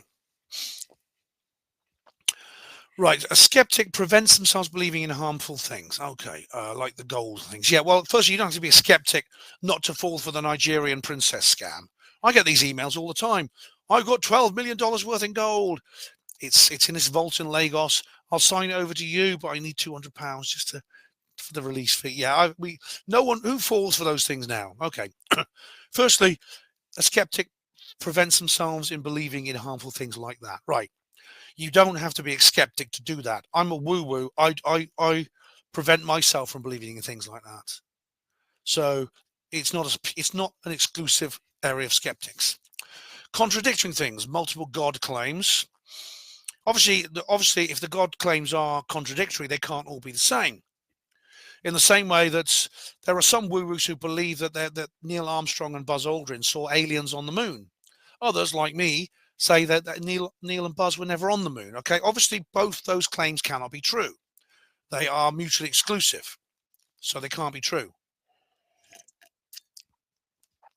Again, I mean, you don't have to be a skeptic to spot contradictions. I mean, are there any woo-woos who? I mean, I don't have to answer. I don't have to actually answer that question because I know, and indeed, even some skeptics have spotted this, and I've spotted it too. There are some people online who will state contradictory things on the woo-woo side. I know that, and I don't think I'm one of them. I'm not one of them.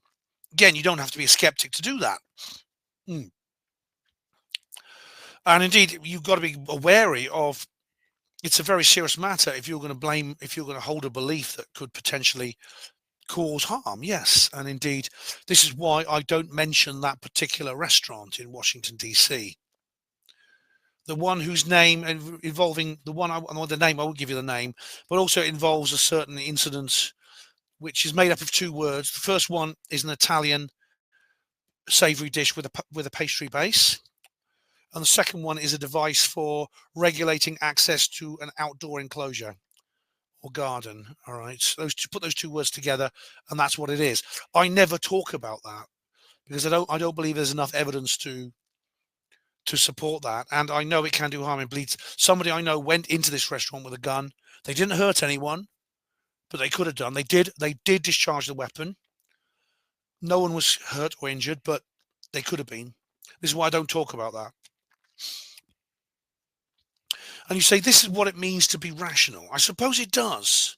However, again, this is not exclusive to the skeptic, David. It's not. I think woo-woos often are the same in that sense. And you say it's guff until proven otherwise. Well, you see, that's the core of the clown's day off fallacy, as I said at the beginning. I should have just read your whole comment. Sorry about that. That the core element of the core element of the clown's day off fallacy is this: everything non-woo-woo wins by default, regardless of how unlikely it is, regardless of how little evidence there is for it. It always wins until something that is not woo comes along and says it says differently, and it's proven. Well, that doesn't really make sense. There's no real. Is there a reason for or principle why that should be the case? Because I've never seen it. Right, but that's a good comment, David. Thank you very much. Same video 107, Red Snapper says, have you heard of the events of 546, the worst year in history? Stick it into YouTube. Could be a future topic. You have an interest in Asian history, don't you? Yes, I do. Let's have a look. Year 546, I see. The year 546. No, let's have a look. History, year 546. Let's have a look. Wikipedia, the year 546. Common year starting Monday in the Julian calendar. The Byzantine Empire. December the 17th, the sack of Rome. Pope Vigilus was exiled. Pope Vigilus went to Constantinople to meet Emperor Justinian I. The Aldine murders succeeds Walther as king of the Lombards. Ordin leads the Lombards across the Danube into Pannonia and becomes an ally of the Byzantines. Central America, May the 5th. After the victory by Calakmul during the first Kamakmul-Tikal War, Al-Ajwazal is installed as the rule of the Mayan city of Naranjo. The Basilica of Saint Vitaly is completed by the Bishop Maximus during the Byzantine Exarchate of Ravenna. Approximate date: the Diocese of Bangor is established in the Welsh Kingdom of Gwynedd, with Daniel consecrated as the first bishop. Right. I'm glad that Welsh have a major role to play in that year. I must say. Yeah. But that's all that seemed to happen that year, from what I can tell, according to Wikipedia, Red Snapper. Sticking into YouTube, or I'll try YouTube. All right. Year 546. Was the worst year to be alive? Oh, 536 was the worst year to be alive. All right. There's lots of YouTube things here. Maybe I should try putting that into yeah. Now I'll try putting that into Picky Weedy and see what it says, because they may say something. Yeah. Year 536, 536 AD. Medieval scholar, right? Oh yeah, see, medieval scholar Michael McCormick in 2018 nominated it as the worst year to be alive. Oh, here we go. The volcanic winter of 536 caused by an eruption. Yeah. But here we go anyway. Justinian I appoints his cousin Germanus as Magister Militum to deal with the crisis in Africa. The Gothic War of Sumer. Siege of Naples. It seems like a bit of a rough year. We got so far it's all wars. Belisarius enters Rome in December the 9th through the Porta Asinaria, and the Gothic garrison of 4,000 men flees the city. Europe. Volcanic winter of 536 described in the Annals of Ulster. Right, now this is an interesting point, because we know that when volcanoes erupt, it causes a drop in temperatures, which can lead the following winter after a major eruption can often be very, very cold. This certainly happened in my lifetime after the Mount St. Helens eruption, which was essentially a super volcanic event. We led to, I remember it was very cold for a few years, and we had really, really heavy snow and lots of stuff like that. Ostrogothic king Theodahad seized Provence. Sumer again, Africa. The Battle of the River Bagradas, Asia. Senka seizes his brother as Emperor of Japan. Volcanic winter. Oh, we go. Snow falls in China. Here we go. Yeah, the worst protracted episode of climatic cooling in the last 2,000 years in the Northern Hemisphere. Summer temperatures fell by as much as 2.5 degrees. The volcanic winter was augmented in 539 to 540 by another volcanic eruption. Oh my God. What was the eruption then? But anyway, Precipitous recorded it as in his report on the war with the Vandals. A most dread portent took place. The sun gave forth its light without brightness. That indicates a high-level atmospheric particulates, which again happens. It actually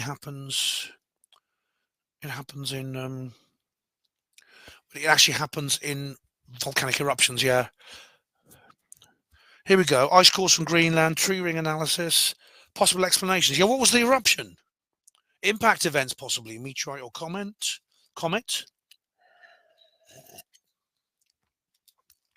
Oh, it says here there's strong evidence of a large volcanic eruption caused the observed dimming and cooling by a cryptohepra layer. All right. Well, this is really interesting. Look, I don't have time to dwell on this in this video, but that's interesting, Red Snapper. Thank you very much. But it's a good future topic. Yeah. It sounds like it's a bad time for everyone. The Annals of Ulster called it the failure of the harvest and famine and stuff like that. Yeah. Reply to comments 12. Oh, it's an old one. This is a well old one, mate. Oh, this is going back. Stefan Molyneux's Introduction to Sophistry for more details on that. Okay. 7 years ago. Right. Harry Inkpot. What a name.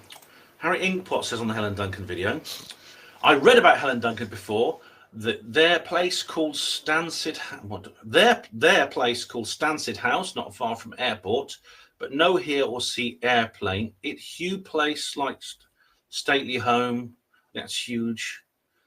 No, God, this person can hardly speak English. No doubt magical tricks went on, but not all. But during daylight, straight jackets, they seem to levitate through heavy bars. I appreciate you. I think this person's trying to defend Helen Duncan. Unfortunately, I can't understand what he's saying. All right. Oh, that's an example of one of your many. All right. That's an example of one of your many illiterate subs. Yes.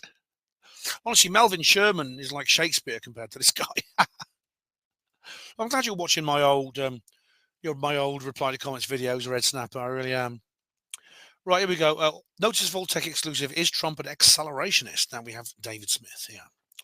Strap yourselves in, guys. We're in for some fun. Now, if you support Trump, you're supporting neo-fascism. This is exactly what the experts, quote-unquote experts, nobody wanted to listen to, said would likely happen. Oh, right, yeah. Like Sam Harris. If Biden was doing the same as Trump, I can just imagine the outrage and violence the right will be justifying right now. Instead, they were unhappy about T people. That's the, you know what I mean, TRANS. Fear and culture nonsense, or militant feminist, lol. But you see, the thing is, if Trump did the same things as Biden did, David, he would essentially be Biden, wouldn't he? So yeah, we'd be outraged, definitely. But we wouldn't be justifying it. No, we wouldn't. Honestly, look at me, David. I've already said I'm concerned. I don't think Trump is perfect. I've already said I think he will make mistakes in the next 4 years. He's on the point of making a massive one with his threats against Iran. All right. He needs to get his ass out of Israel's. Well, yeah, stop kissing Israel's ass, basically. So he's going to make mistakes. He's going to blunder. He's not perfect. He's a mortal man. He himself has limited resources. He has considerable courage, but it may not be infinite. So if he was doing what Biden was doing, I would do what I did with Boris Johnson. Do you remember? I used to love Boris. Do you remember my videos? I made a video called "Why I Still Support Boris." Do you remember that? Look, I'll show it to you. I'm not going to take it down. I don't cover up my own mistakes. I mean, some YouTube channels is unbelievable. You know, they've been uploading for like 10 years and they've only got like about 18 uploads, so they keep editing their own past. They keep deleting the videos they no longer agree with. I don't. I'm keeping this video here. All right. Although I've changed my mind about most of what was in this video. I really have.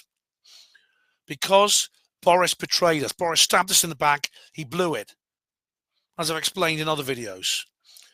So I'm off the Boris train. Do you think I wouldn't get off the Trump train if Trump became as bad as Boris? He carries on here. One of the funniest things I remember, you, Ben, being very anti-EU army, and now Trump thinks the EU should build a bigger army. So thanks to Trump, one of the fears you often spoke of is going to come to fruition, but I'm sure that will just be the deep state or some other excuse. Right, well, I don't know if it's an excuse. As I said, Trump is limited. Trump has a family which he'll want to protect. This could be used as leverage against him, and it has in the past. In the first term, remember the missile strike against Syria? That came after the fire in Trump Tower. At the same time, Trump will suffer from failures of imagination. He'll suffer from failures of nerve. He's a mortal man. He's a human being. But he can succeed. He can do better. And I'm optimistic for the next 4 years. Obviously, I don't think the EU should you shouldn't have an army. And I think you may wonder why are Brussels so much against him?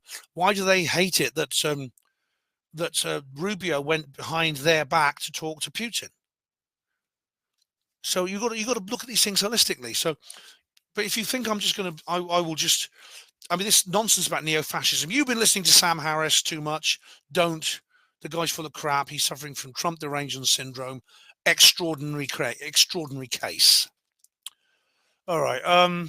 But anyway, thanks for the comment, David. Ben Emily Jones live at Bufog 2025. How am I doing for time? All right. Okay. Orange says here.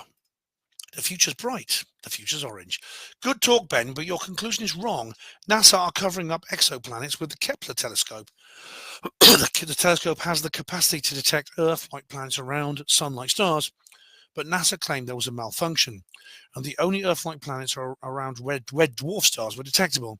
These stars are far less likely to have intelligent life. In conclusion, NASA seem to already know that there are many Earth-like planets like ours. All astronomical discoveries have to be verified by the Astronomical Union, which can take decades. All right. Or orange, if for example, there is only one telescope that can see these planets, which would be Kepler.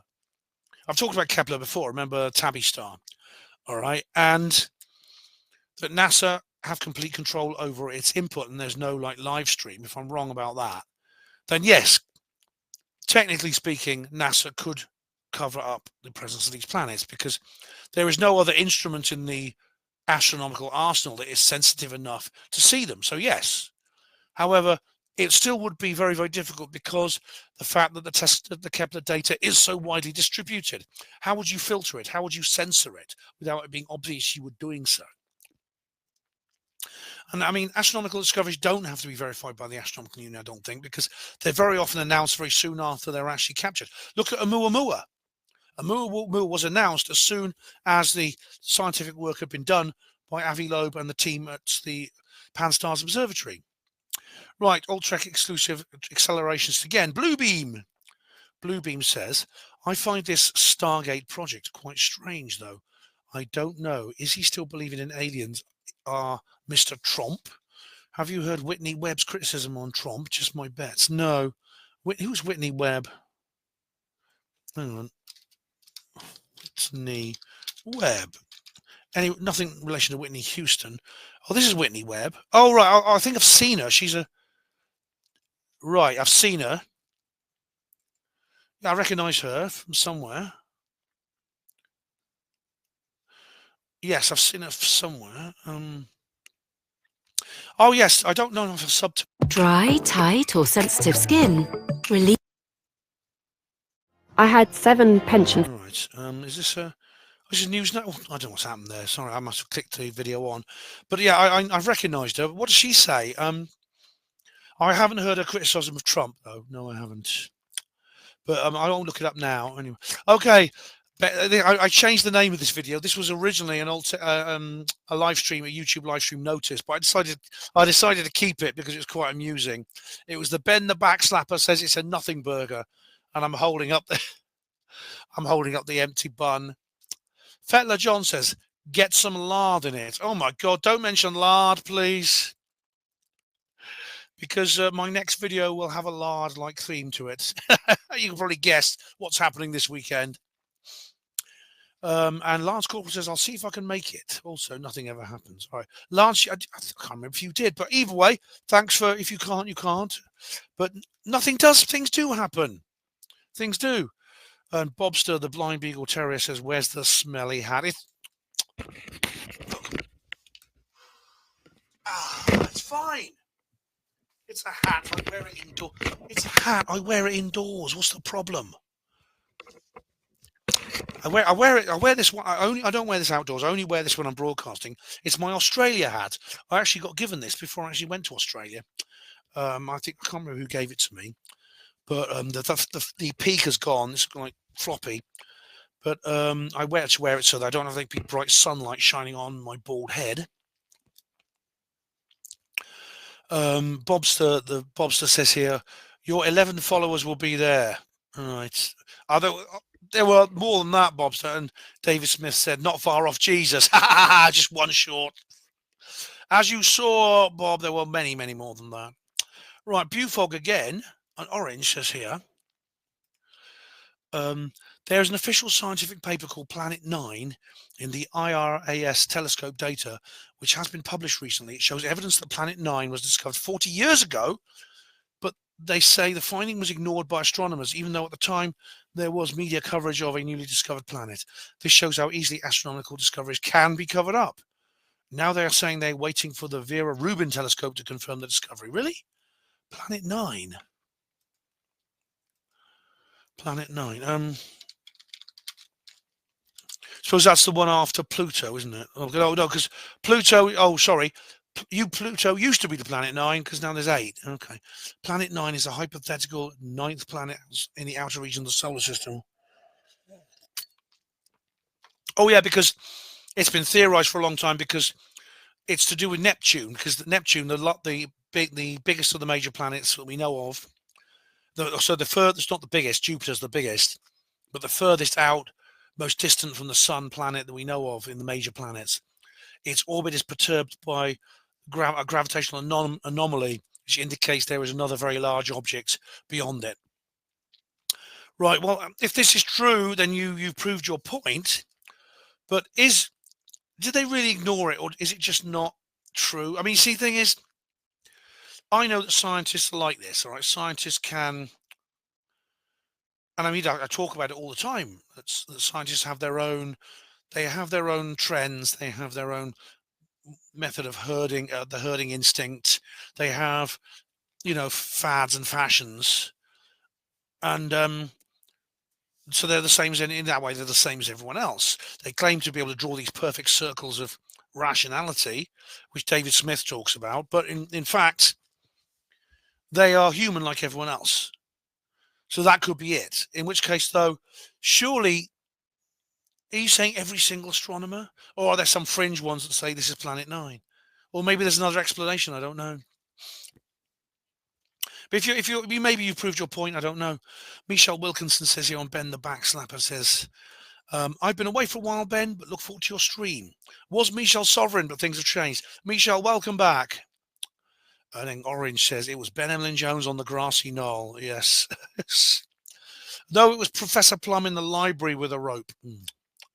Right, JFK Files and Pyramids live stream. Green Tea said it was fun live. A great catching you twice today. Thank you. You're welcome, Green Tea. Thank you for watching.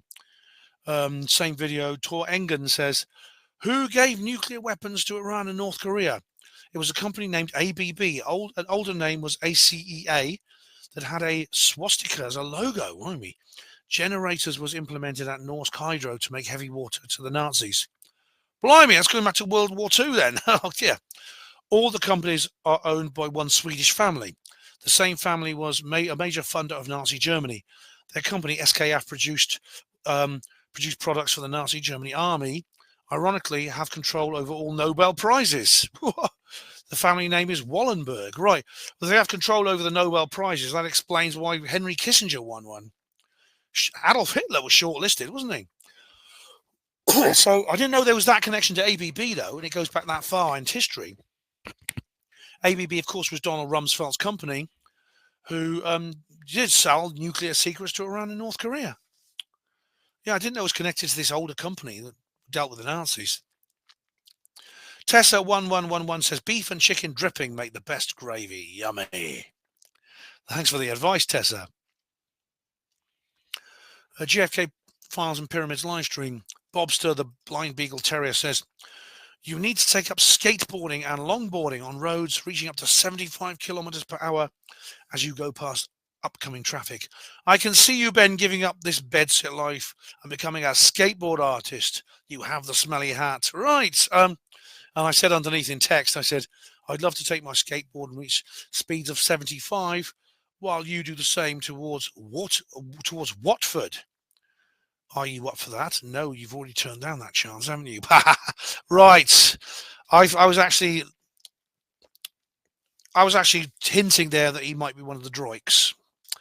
A Plastic Pyramid said in reply, yesterday I purchased the remastered version of Tony Hawk's Pro Skater 1 and 2 for the Xbox Series. It's absolutely epic. Oh, right. I don't have an Xbox. And then Bobster says here, why live in the past obsessing about Sue Staines and portraiting you did 40 years ago?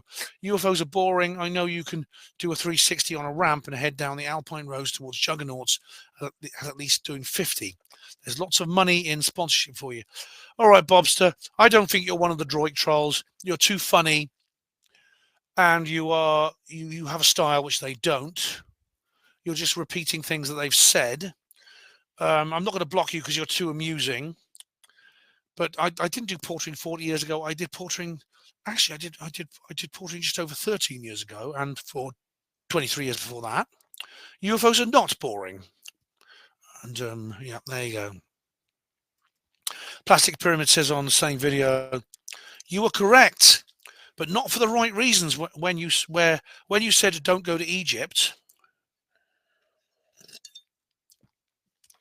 it's a disheartening experience played by scammers, robbers, thieves, crap everywhere, and tourist traps. That's why I thought Plastic. I said that because I was upset at the idea they were putting McDonald's and things like that there.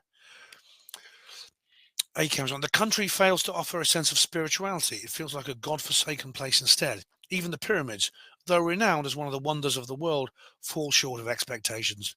Once you spent a significant amount of money and navigated the relentless scams, you find them less impressive in real life. The surrounding area is strewn with rubbish and junk, which can further detract from the experience. in a nutshell, it's a shithole. Like Blackpool, it just stinks more. Right. Plastic, it sounds like that doesn't surprise me. And it sounds like those were kind of the reasons I gave. So they would be the right reasons. But I mean, I didn't mention the scammers, but I know there are scammers, robbers, and thieves because, well, it's no secret that my partner, Sue Astain, fell foul to one of those, which ended our relationship. But you know, I mean, I know someone who actually lived there. I know someone who was married to an Egyptian, and she said like that they basically have these wadis. You know, these like they are actually dry riverbeds from a past age when Egypt had a wetter climate, because as you know from Graham Hancock and Robert Schoch, the Sphinx erosion and stuff like that, there was a time when it was a kind of green and pleasant land. And there were rivers, and those rivers, the river beds are still there, dry, and they're called wadis. And people just use them to dump rubbish, and they're actually massive, massive, long rubbish tips.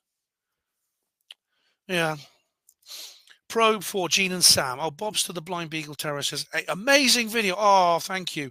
This is a really old video I made where I interviewed Gene and Sam. This is before they died, and I love it. It's a real historical document. It's become very popular. People have asked if they can download it and upload it themselves, and I say yes, of course. But thank you, Bob.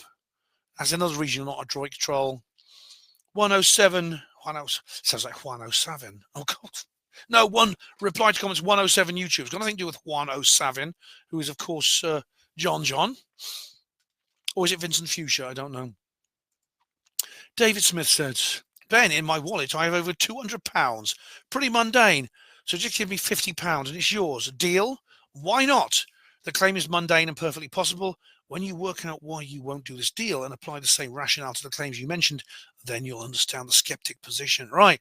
That's kind of a repeat of what you said before, David. And I think, you see, I agree with the logic you're talking about here, but you say you apply that to the claims you mention.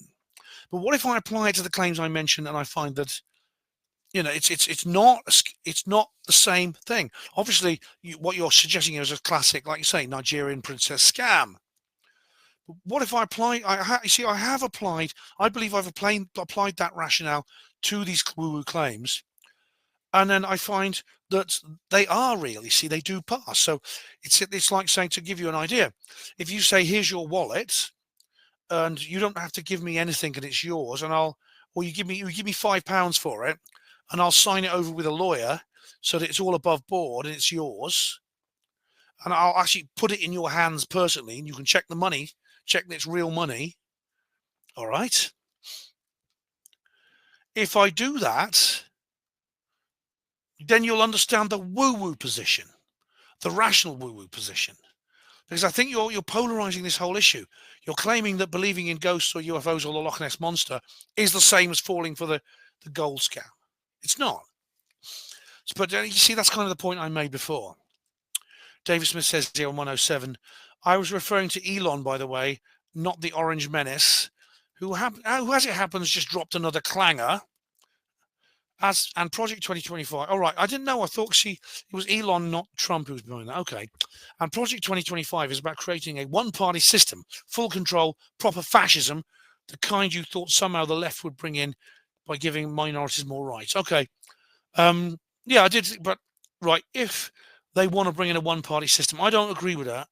I would never support just the destruction of democracy at all. I wouldn't.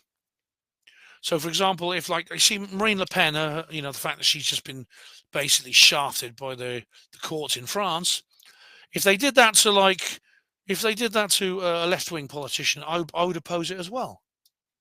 So I think I'm being fair here, and so I would not support the destruction of democracy by Trump. I wouldn't. If that's what Project 2025 is,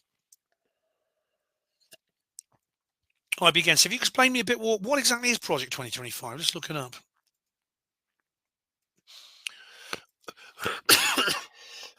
That is this year, of course. So what is it? Okay, Project 2025 is a political initiative to reshape the presidential transition project, a political initiative to reshape the federal government of the United States and consolidate executive power in favor of right-wing politics. Okay. You see, you'll find basically that all politicians will try to use the system in whatever the way they want to strengthen their position. And obviously, like if it's someone I support, I'll say, yeah, fair enough. If it's someone I oppose, I'll feel bad about it. Now, that to me is just normal partisan political sentiment, which we both have. I'll look up more about it later. But if they want to do something illegal and stuff like that, and things like that, I'd oppose that. Right, JFK Files. Be careful, heavily coughing. I strained a. This is Tessa 1111 on JFK Files. Be careful, heavily coughing. I strained a rib muscle over coughing. You can do. I know people who've broken ribs from coughing. I know people who've like slipped a disc in their spine from coughing. And people have had hemorrhages in their lungs. Yeah. People, as usually children, sometimes even suffocate from coughing too much. Well, luckily it's not quite that bad. Even now, Tessa, this has really lingered, but I've still got this post-viral syndrome. And it's still bothering me, which is annoying, I know. But what's the time now? We're doing for time 53 in. Okay, so we might just go on to the third hour. We're nearly at the end now. But Tessa, I do find it.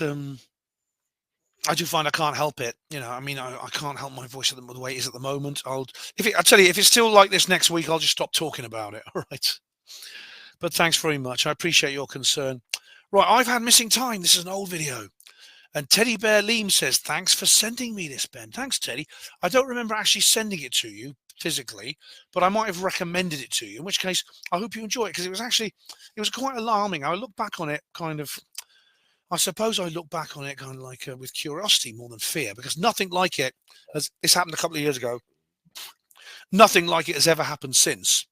I've walked down what I call 411 Avenue, which is Long Lane, and I've done it several times. In fact, I did it in the last Graffiti video, and nothing like it has ever happened again. So it's probably just a one-off.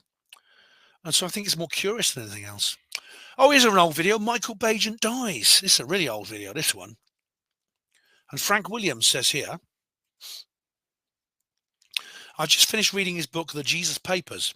Sorry when I read that he had passed. That in the Jesus Papers is eye-opening, and his assertions and facts jive with what I have read on this subject, particularly when one takes note of all the Roman Church has done to stop questioning of their interpretation and editing of the canonical Bible. Rest in peace and power, Michael Bagent. Thanks, Frank. Rest in peace indeed. In fact, I've got one of his books. I bought one at Glastonbury. Haven't read it yet. It's on the huge pile of about 100 books I haven't read, and probably some of them I never will. But thanks, yeah, he was a great guy. I used to be really into the Rennes le Chateau mystery, but it's kind of gone out of fashion a bit, hasn't it? Okay, JFK and Pyramids, Paranormal Britain. There are multiple megalithic structures all over the world that are carved into solid bedrock. And there's multiple theories that suggest the structures are so old that at the point of construction, they weren't rock, but now the materials they were made from have fossilized. Yes. Including in Britain. I mean, did you ever watch Standing with Stones? Where they go to Bryn Celli. This is like a burial chamber in North Wales, ancient, like I think it's Neolithic or older, and it's got like a fossilized tree trunk that has marks in it made by tools, and they must have been even made millions of years ago, or fossilization happens quicker. And the two guys who do it think, oh, it must mean fossilization happens quicker. But what if it doesn't? Right, JFK and Pyramids. Zythantiop says 3 days. I told you who he would be on this pyramid thing. All right. What's this? We got a URL here. Let's have a look. MSC Yacht Club. Exclusivity and privacy in a world of choice. Ancient architects. All right.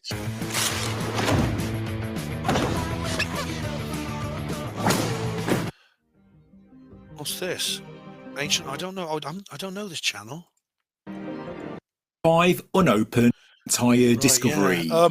We're still waiting for an update on that, but yeah, it's a fascinating thing. I mean, Jay Anderson is the guy who knows a lot about this of Project Unity. He's been on, he was on with Piers Morgan. It was really great. It was really fantastic. I just think it's a pity they didn't have him debating Dibble, because later on Dibble was on there with a couple of other people who were like arguing with him. But I wish Jay had been on there. Apparently Dibble has blocked Jay, which is a shame. Rhiannon Raven says on Jones Plantation. Oh, what's happening now? Hang on. Better check my audio levels because I've just get out the way. What's happening? Audio. It's still working. Good. My mic's still working. I pulled the cable a little bit. Right. Meow, says Rhiannon Raven on Jones Plantation Watch Party review.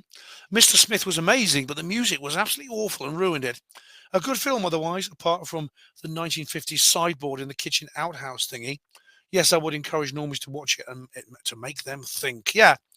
I'm sure there are plenty of historical inaccuracies in it, Rhiannon, especially the anachronistic score. I thought didn't quite work. I think it worked in 1899. That Bo Ardar series, which is very good. Anthony Peake was really into that, that's very good if you've not seen it. But it didn't really work on this. Right, 107, David Smith. Steve has said repeatedly he's not a skeptic. All right, is this Steve mumbling? He's skeptical, but he's more of a cynic. I don't know. Well, the thing is, he says he's not. Has he said he's not a skeptic? Because he is. I mean, his views are skeptic. I get you're scared to. Oh, all right. I get you're scared to call into shows like The Line because they'll challenge your core beliefs and expose your irrational thinking on these subjects. But that means you're not after truth. You're after proving your beliefs or believing comforting lies with regards to these topics. David, of all the people you could say that to, how dare you say that to me? Of all the person on the woo-woo, I am probably the biggest woo-woo in the community when it comes to interacting with the other side and analysing the arguments of the other side. And you say all that to me. How dare you? How dare you? And you say I'm scared to call into the line. No, I'm not. See, that's manipulative, David, because what you're saying is you're thinking you can, like, you say, oh yes, you think I'll do it now just to prove you wrong, because you're like saying, oh, you're scaredy cat, you won't do it, because you know you can get guys to do things if you say that. Now you say they will challenge your core beliefs. I have called into skeptic shows. I was a guest on Skeptics with a K with Michael Marshall. I debated Bowler Hat Man. I think I've debated Bowler Hat Man twice, actually, or 3 times. So what the hell are you talking about? How can you say that to me? I'm not after truth. I'm about proving your beliefs or believing comforting lies. Why am I speaking to you then? Why am I dedicating such a lot of time I dedicate an awful lot of time in these reply to comments videos to analyze, to dissect, to deep dive into your comments. Please just explain. You really are out of line here. You really are. You're way off on this. This is just ridiculous rhetoric, David. Surely you can see that. And, and Steve mumbling. In what way is he not a skeptic when he just says everything, he believes in everything that's skeptic? Oh, David, you can do better than that. You have made better comments than that. Let's hear better from you from that in future. Jones Plantation Watch Party review. Afribina says, great movie, great review. Thanks, Afribina. Much appreciated. It is a great movie. Yeah, I've given them a glowing review on. I've just given them a glowing review on Amazon. Same video. Bobster the Blind Beagle Terrier says, this is a better film by miles, Ben. Now, what's this? See, it's like a URL. Let's have a look. It's another YouTube. Let's have a look. Mesmerizing. This isn't Hardcore Circus, is it? Terry Joyce's thing. Oh, there he is. Look, that's him. That's him. Mr. Smith. He looks like him in that ad. Magic. Doesn't look like him. Multi-layered. Doesn't have the hat. Masterpiece. Magnificent. It looks just like him. Look. McVitie's signature. Without the hat. McVitie's. More than a biscuit. When you have nausea. Oh, dear. So I can't listen to that one. That's just like, oh, is there a skip button on this? I hope so. Oh, honestly, what's this? Pink. It soothes your stomach. Oh dear. These ads are all aren't they? Pink does more than you think. Boiler Room Shenzhen.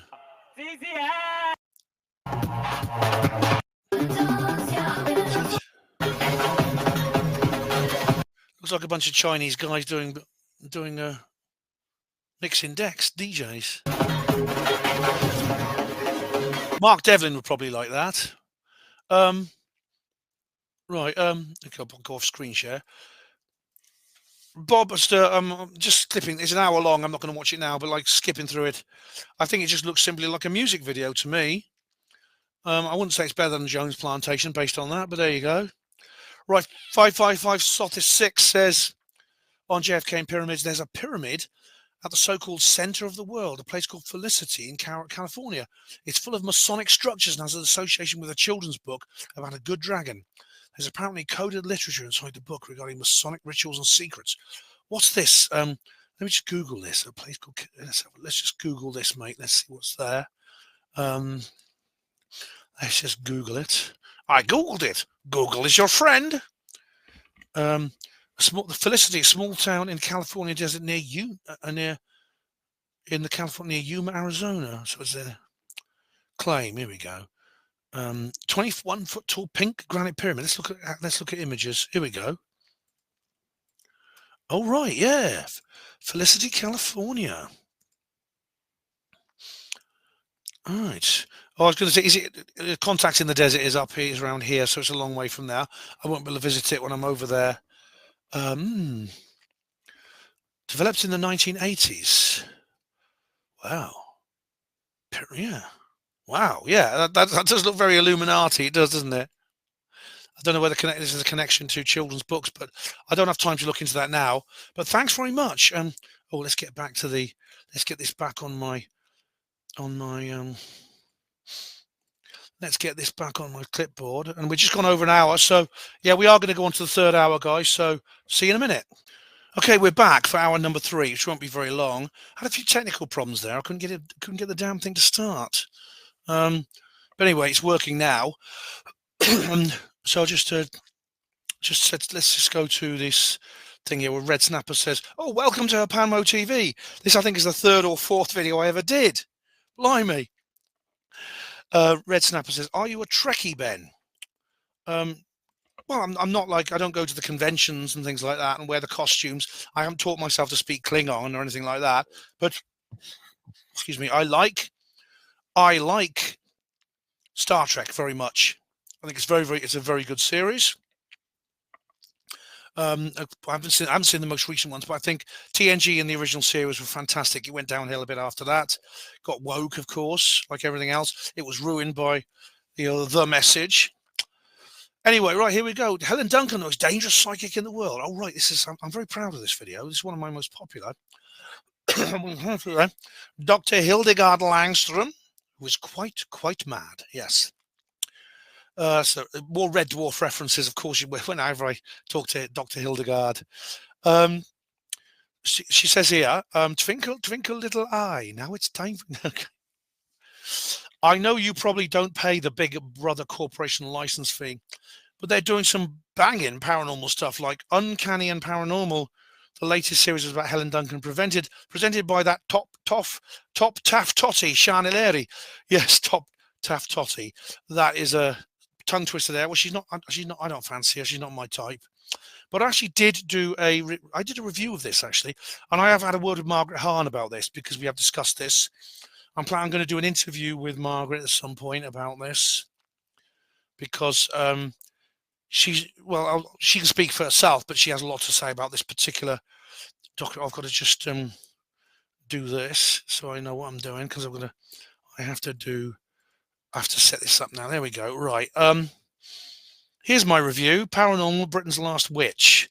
Yeah, I think I haven't watched the other paranormal episodes, but I have a lot to say. You can read that review if you want and find out. Uncanny is not bad. But the bloody presenter is so annoying. He's so annoying. The BBC can't get anyone decent to present a program. Shana Leary is not the most charismatic person in the world, I must say. But she is the solo, intrepid young female, which, of course, is all you need to make you a BBC presenter. But the uncanny presenter is this horrible little slimy little kind of like guy with a false grin. He's like the little kid at school who used to get your dinner money by telling you a sob story because he was too puny to take it from you by force. So, but you know, a couple of the episodes of Uncanny are quite good. Michelle Wilkinson says here, on hi everybody, I've uploaded a short TikTok video. YouTube won't let me post a link. Okay, right. Oh, this is actually not a video. It's a community notice. But Michelle has given me a link to it here with a URL. So let's have a look at that. What have we here? Right now, at Wix, save on Wix Premium Deckboard and feel as proud as a peacock with Wix. What we've got here, we go. All right.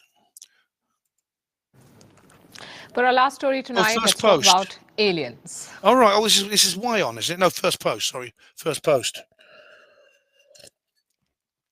All right. According to our Harvard researchers, aliens may be living among us, disguised as humans. That's probably Avi Loeb. Wow. Okay, well, I don't have time to watch this now, Michelle, but thank you very much for that. Thank you very much indeed. And we've got one more comment here. Michelle Wilkinson says, thank you very much. And then Michael Bajan dies. Oh, and I've had 2 comments on this really old video from 2 separate people. Was researching this, love his books, happily surprised to find you'd cover this. Very sad. Thanks, Ben. You're welcome, Michelle. And I'm actually reading one of his books. Well, I was reading one of his books. It's back there somewhere on the pile. I've sort of started it, but not finished it, as most of the books on my pile have been. But thank you very much. Thank you very much. Now I'll just do a quick. I'll just do a quick refresh, and I'll also check the. I'll check there's nothing in the spam folder, and then we'll just go through the notifications, and then that's it for the YouTube version of this particular video. But yeah, because obviously then I'll go on to the old tech exclusives. But hell, let's have a look. Hell, no, nothing. Right, okay. So now I will go to notifications and check those. And if there's no, this is basically anything people have posted on my channel before, while I've been filming this. So, you know, while I've been in the middle of filming this particular video, somebody might have posted something on my channel. Okay, so let's have a look. Somebody liked my comment saying my notification, which is nice. 1 hour ago, 2 hours ago. Okay, I've had no new comments posted on my channel in the realm of comments on my videos. So that's the end of this particular video. So a big thank you to everyone who has watched and obviously left comments, because obviously without the comments you make, this video wouldn't happen. It's self-explanatory. So there's been some good ones, some bad ones, some really interesting ones, even some rude ones which were quite amusing. And so I really appreciate all of those. But it's not over yet, because I will be now starting work on the Alt Tech Annex. So if you want to watch that, that one will not be uploaded to YouTube. So you need to go and sub to me on Alt Tech video sharing sites. All right, so go and sub to me there, or watch the video there if you want to see it. So what's coming next?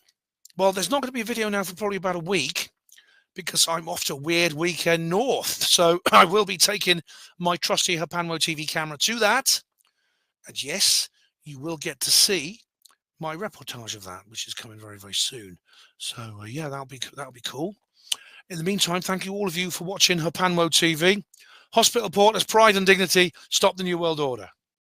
Conspiracies, government cover-ups, Earth mysteries, monster cryptids, psyops, saucers and black triangles, HPANWO.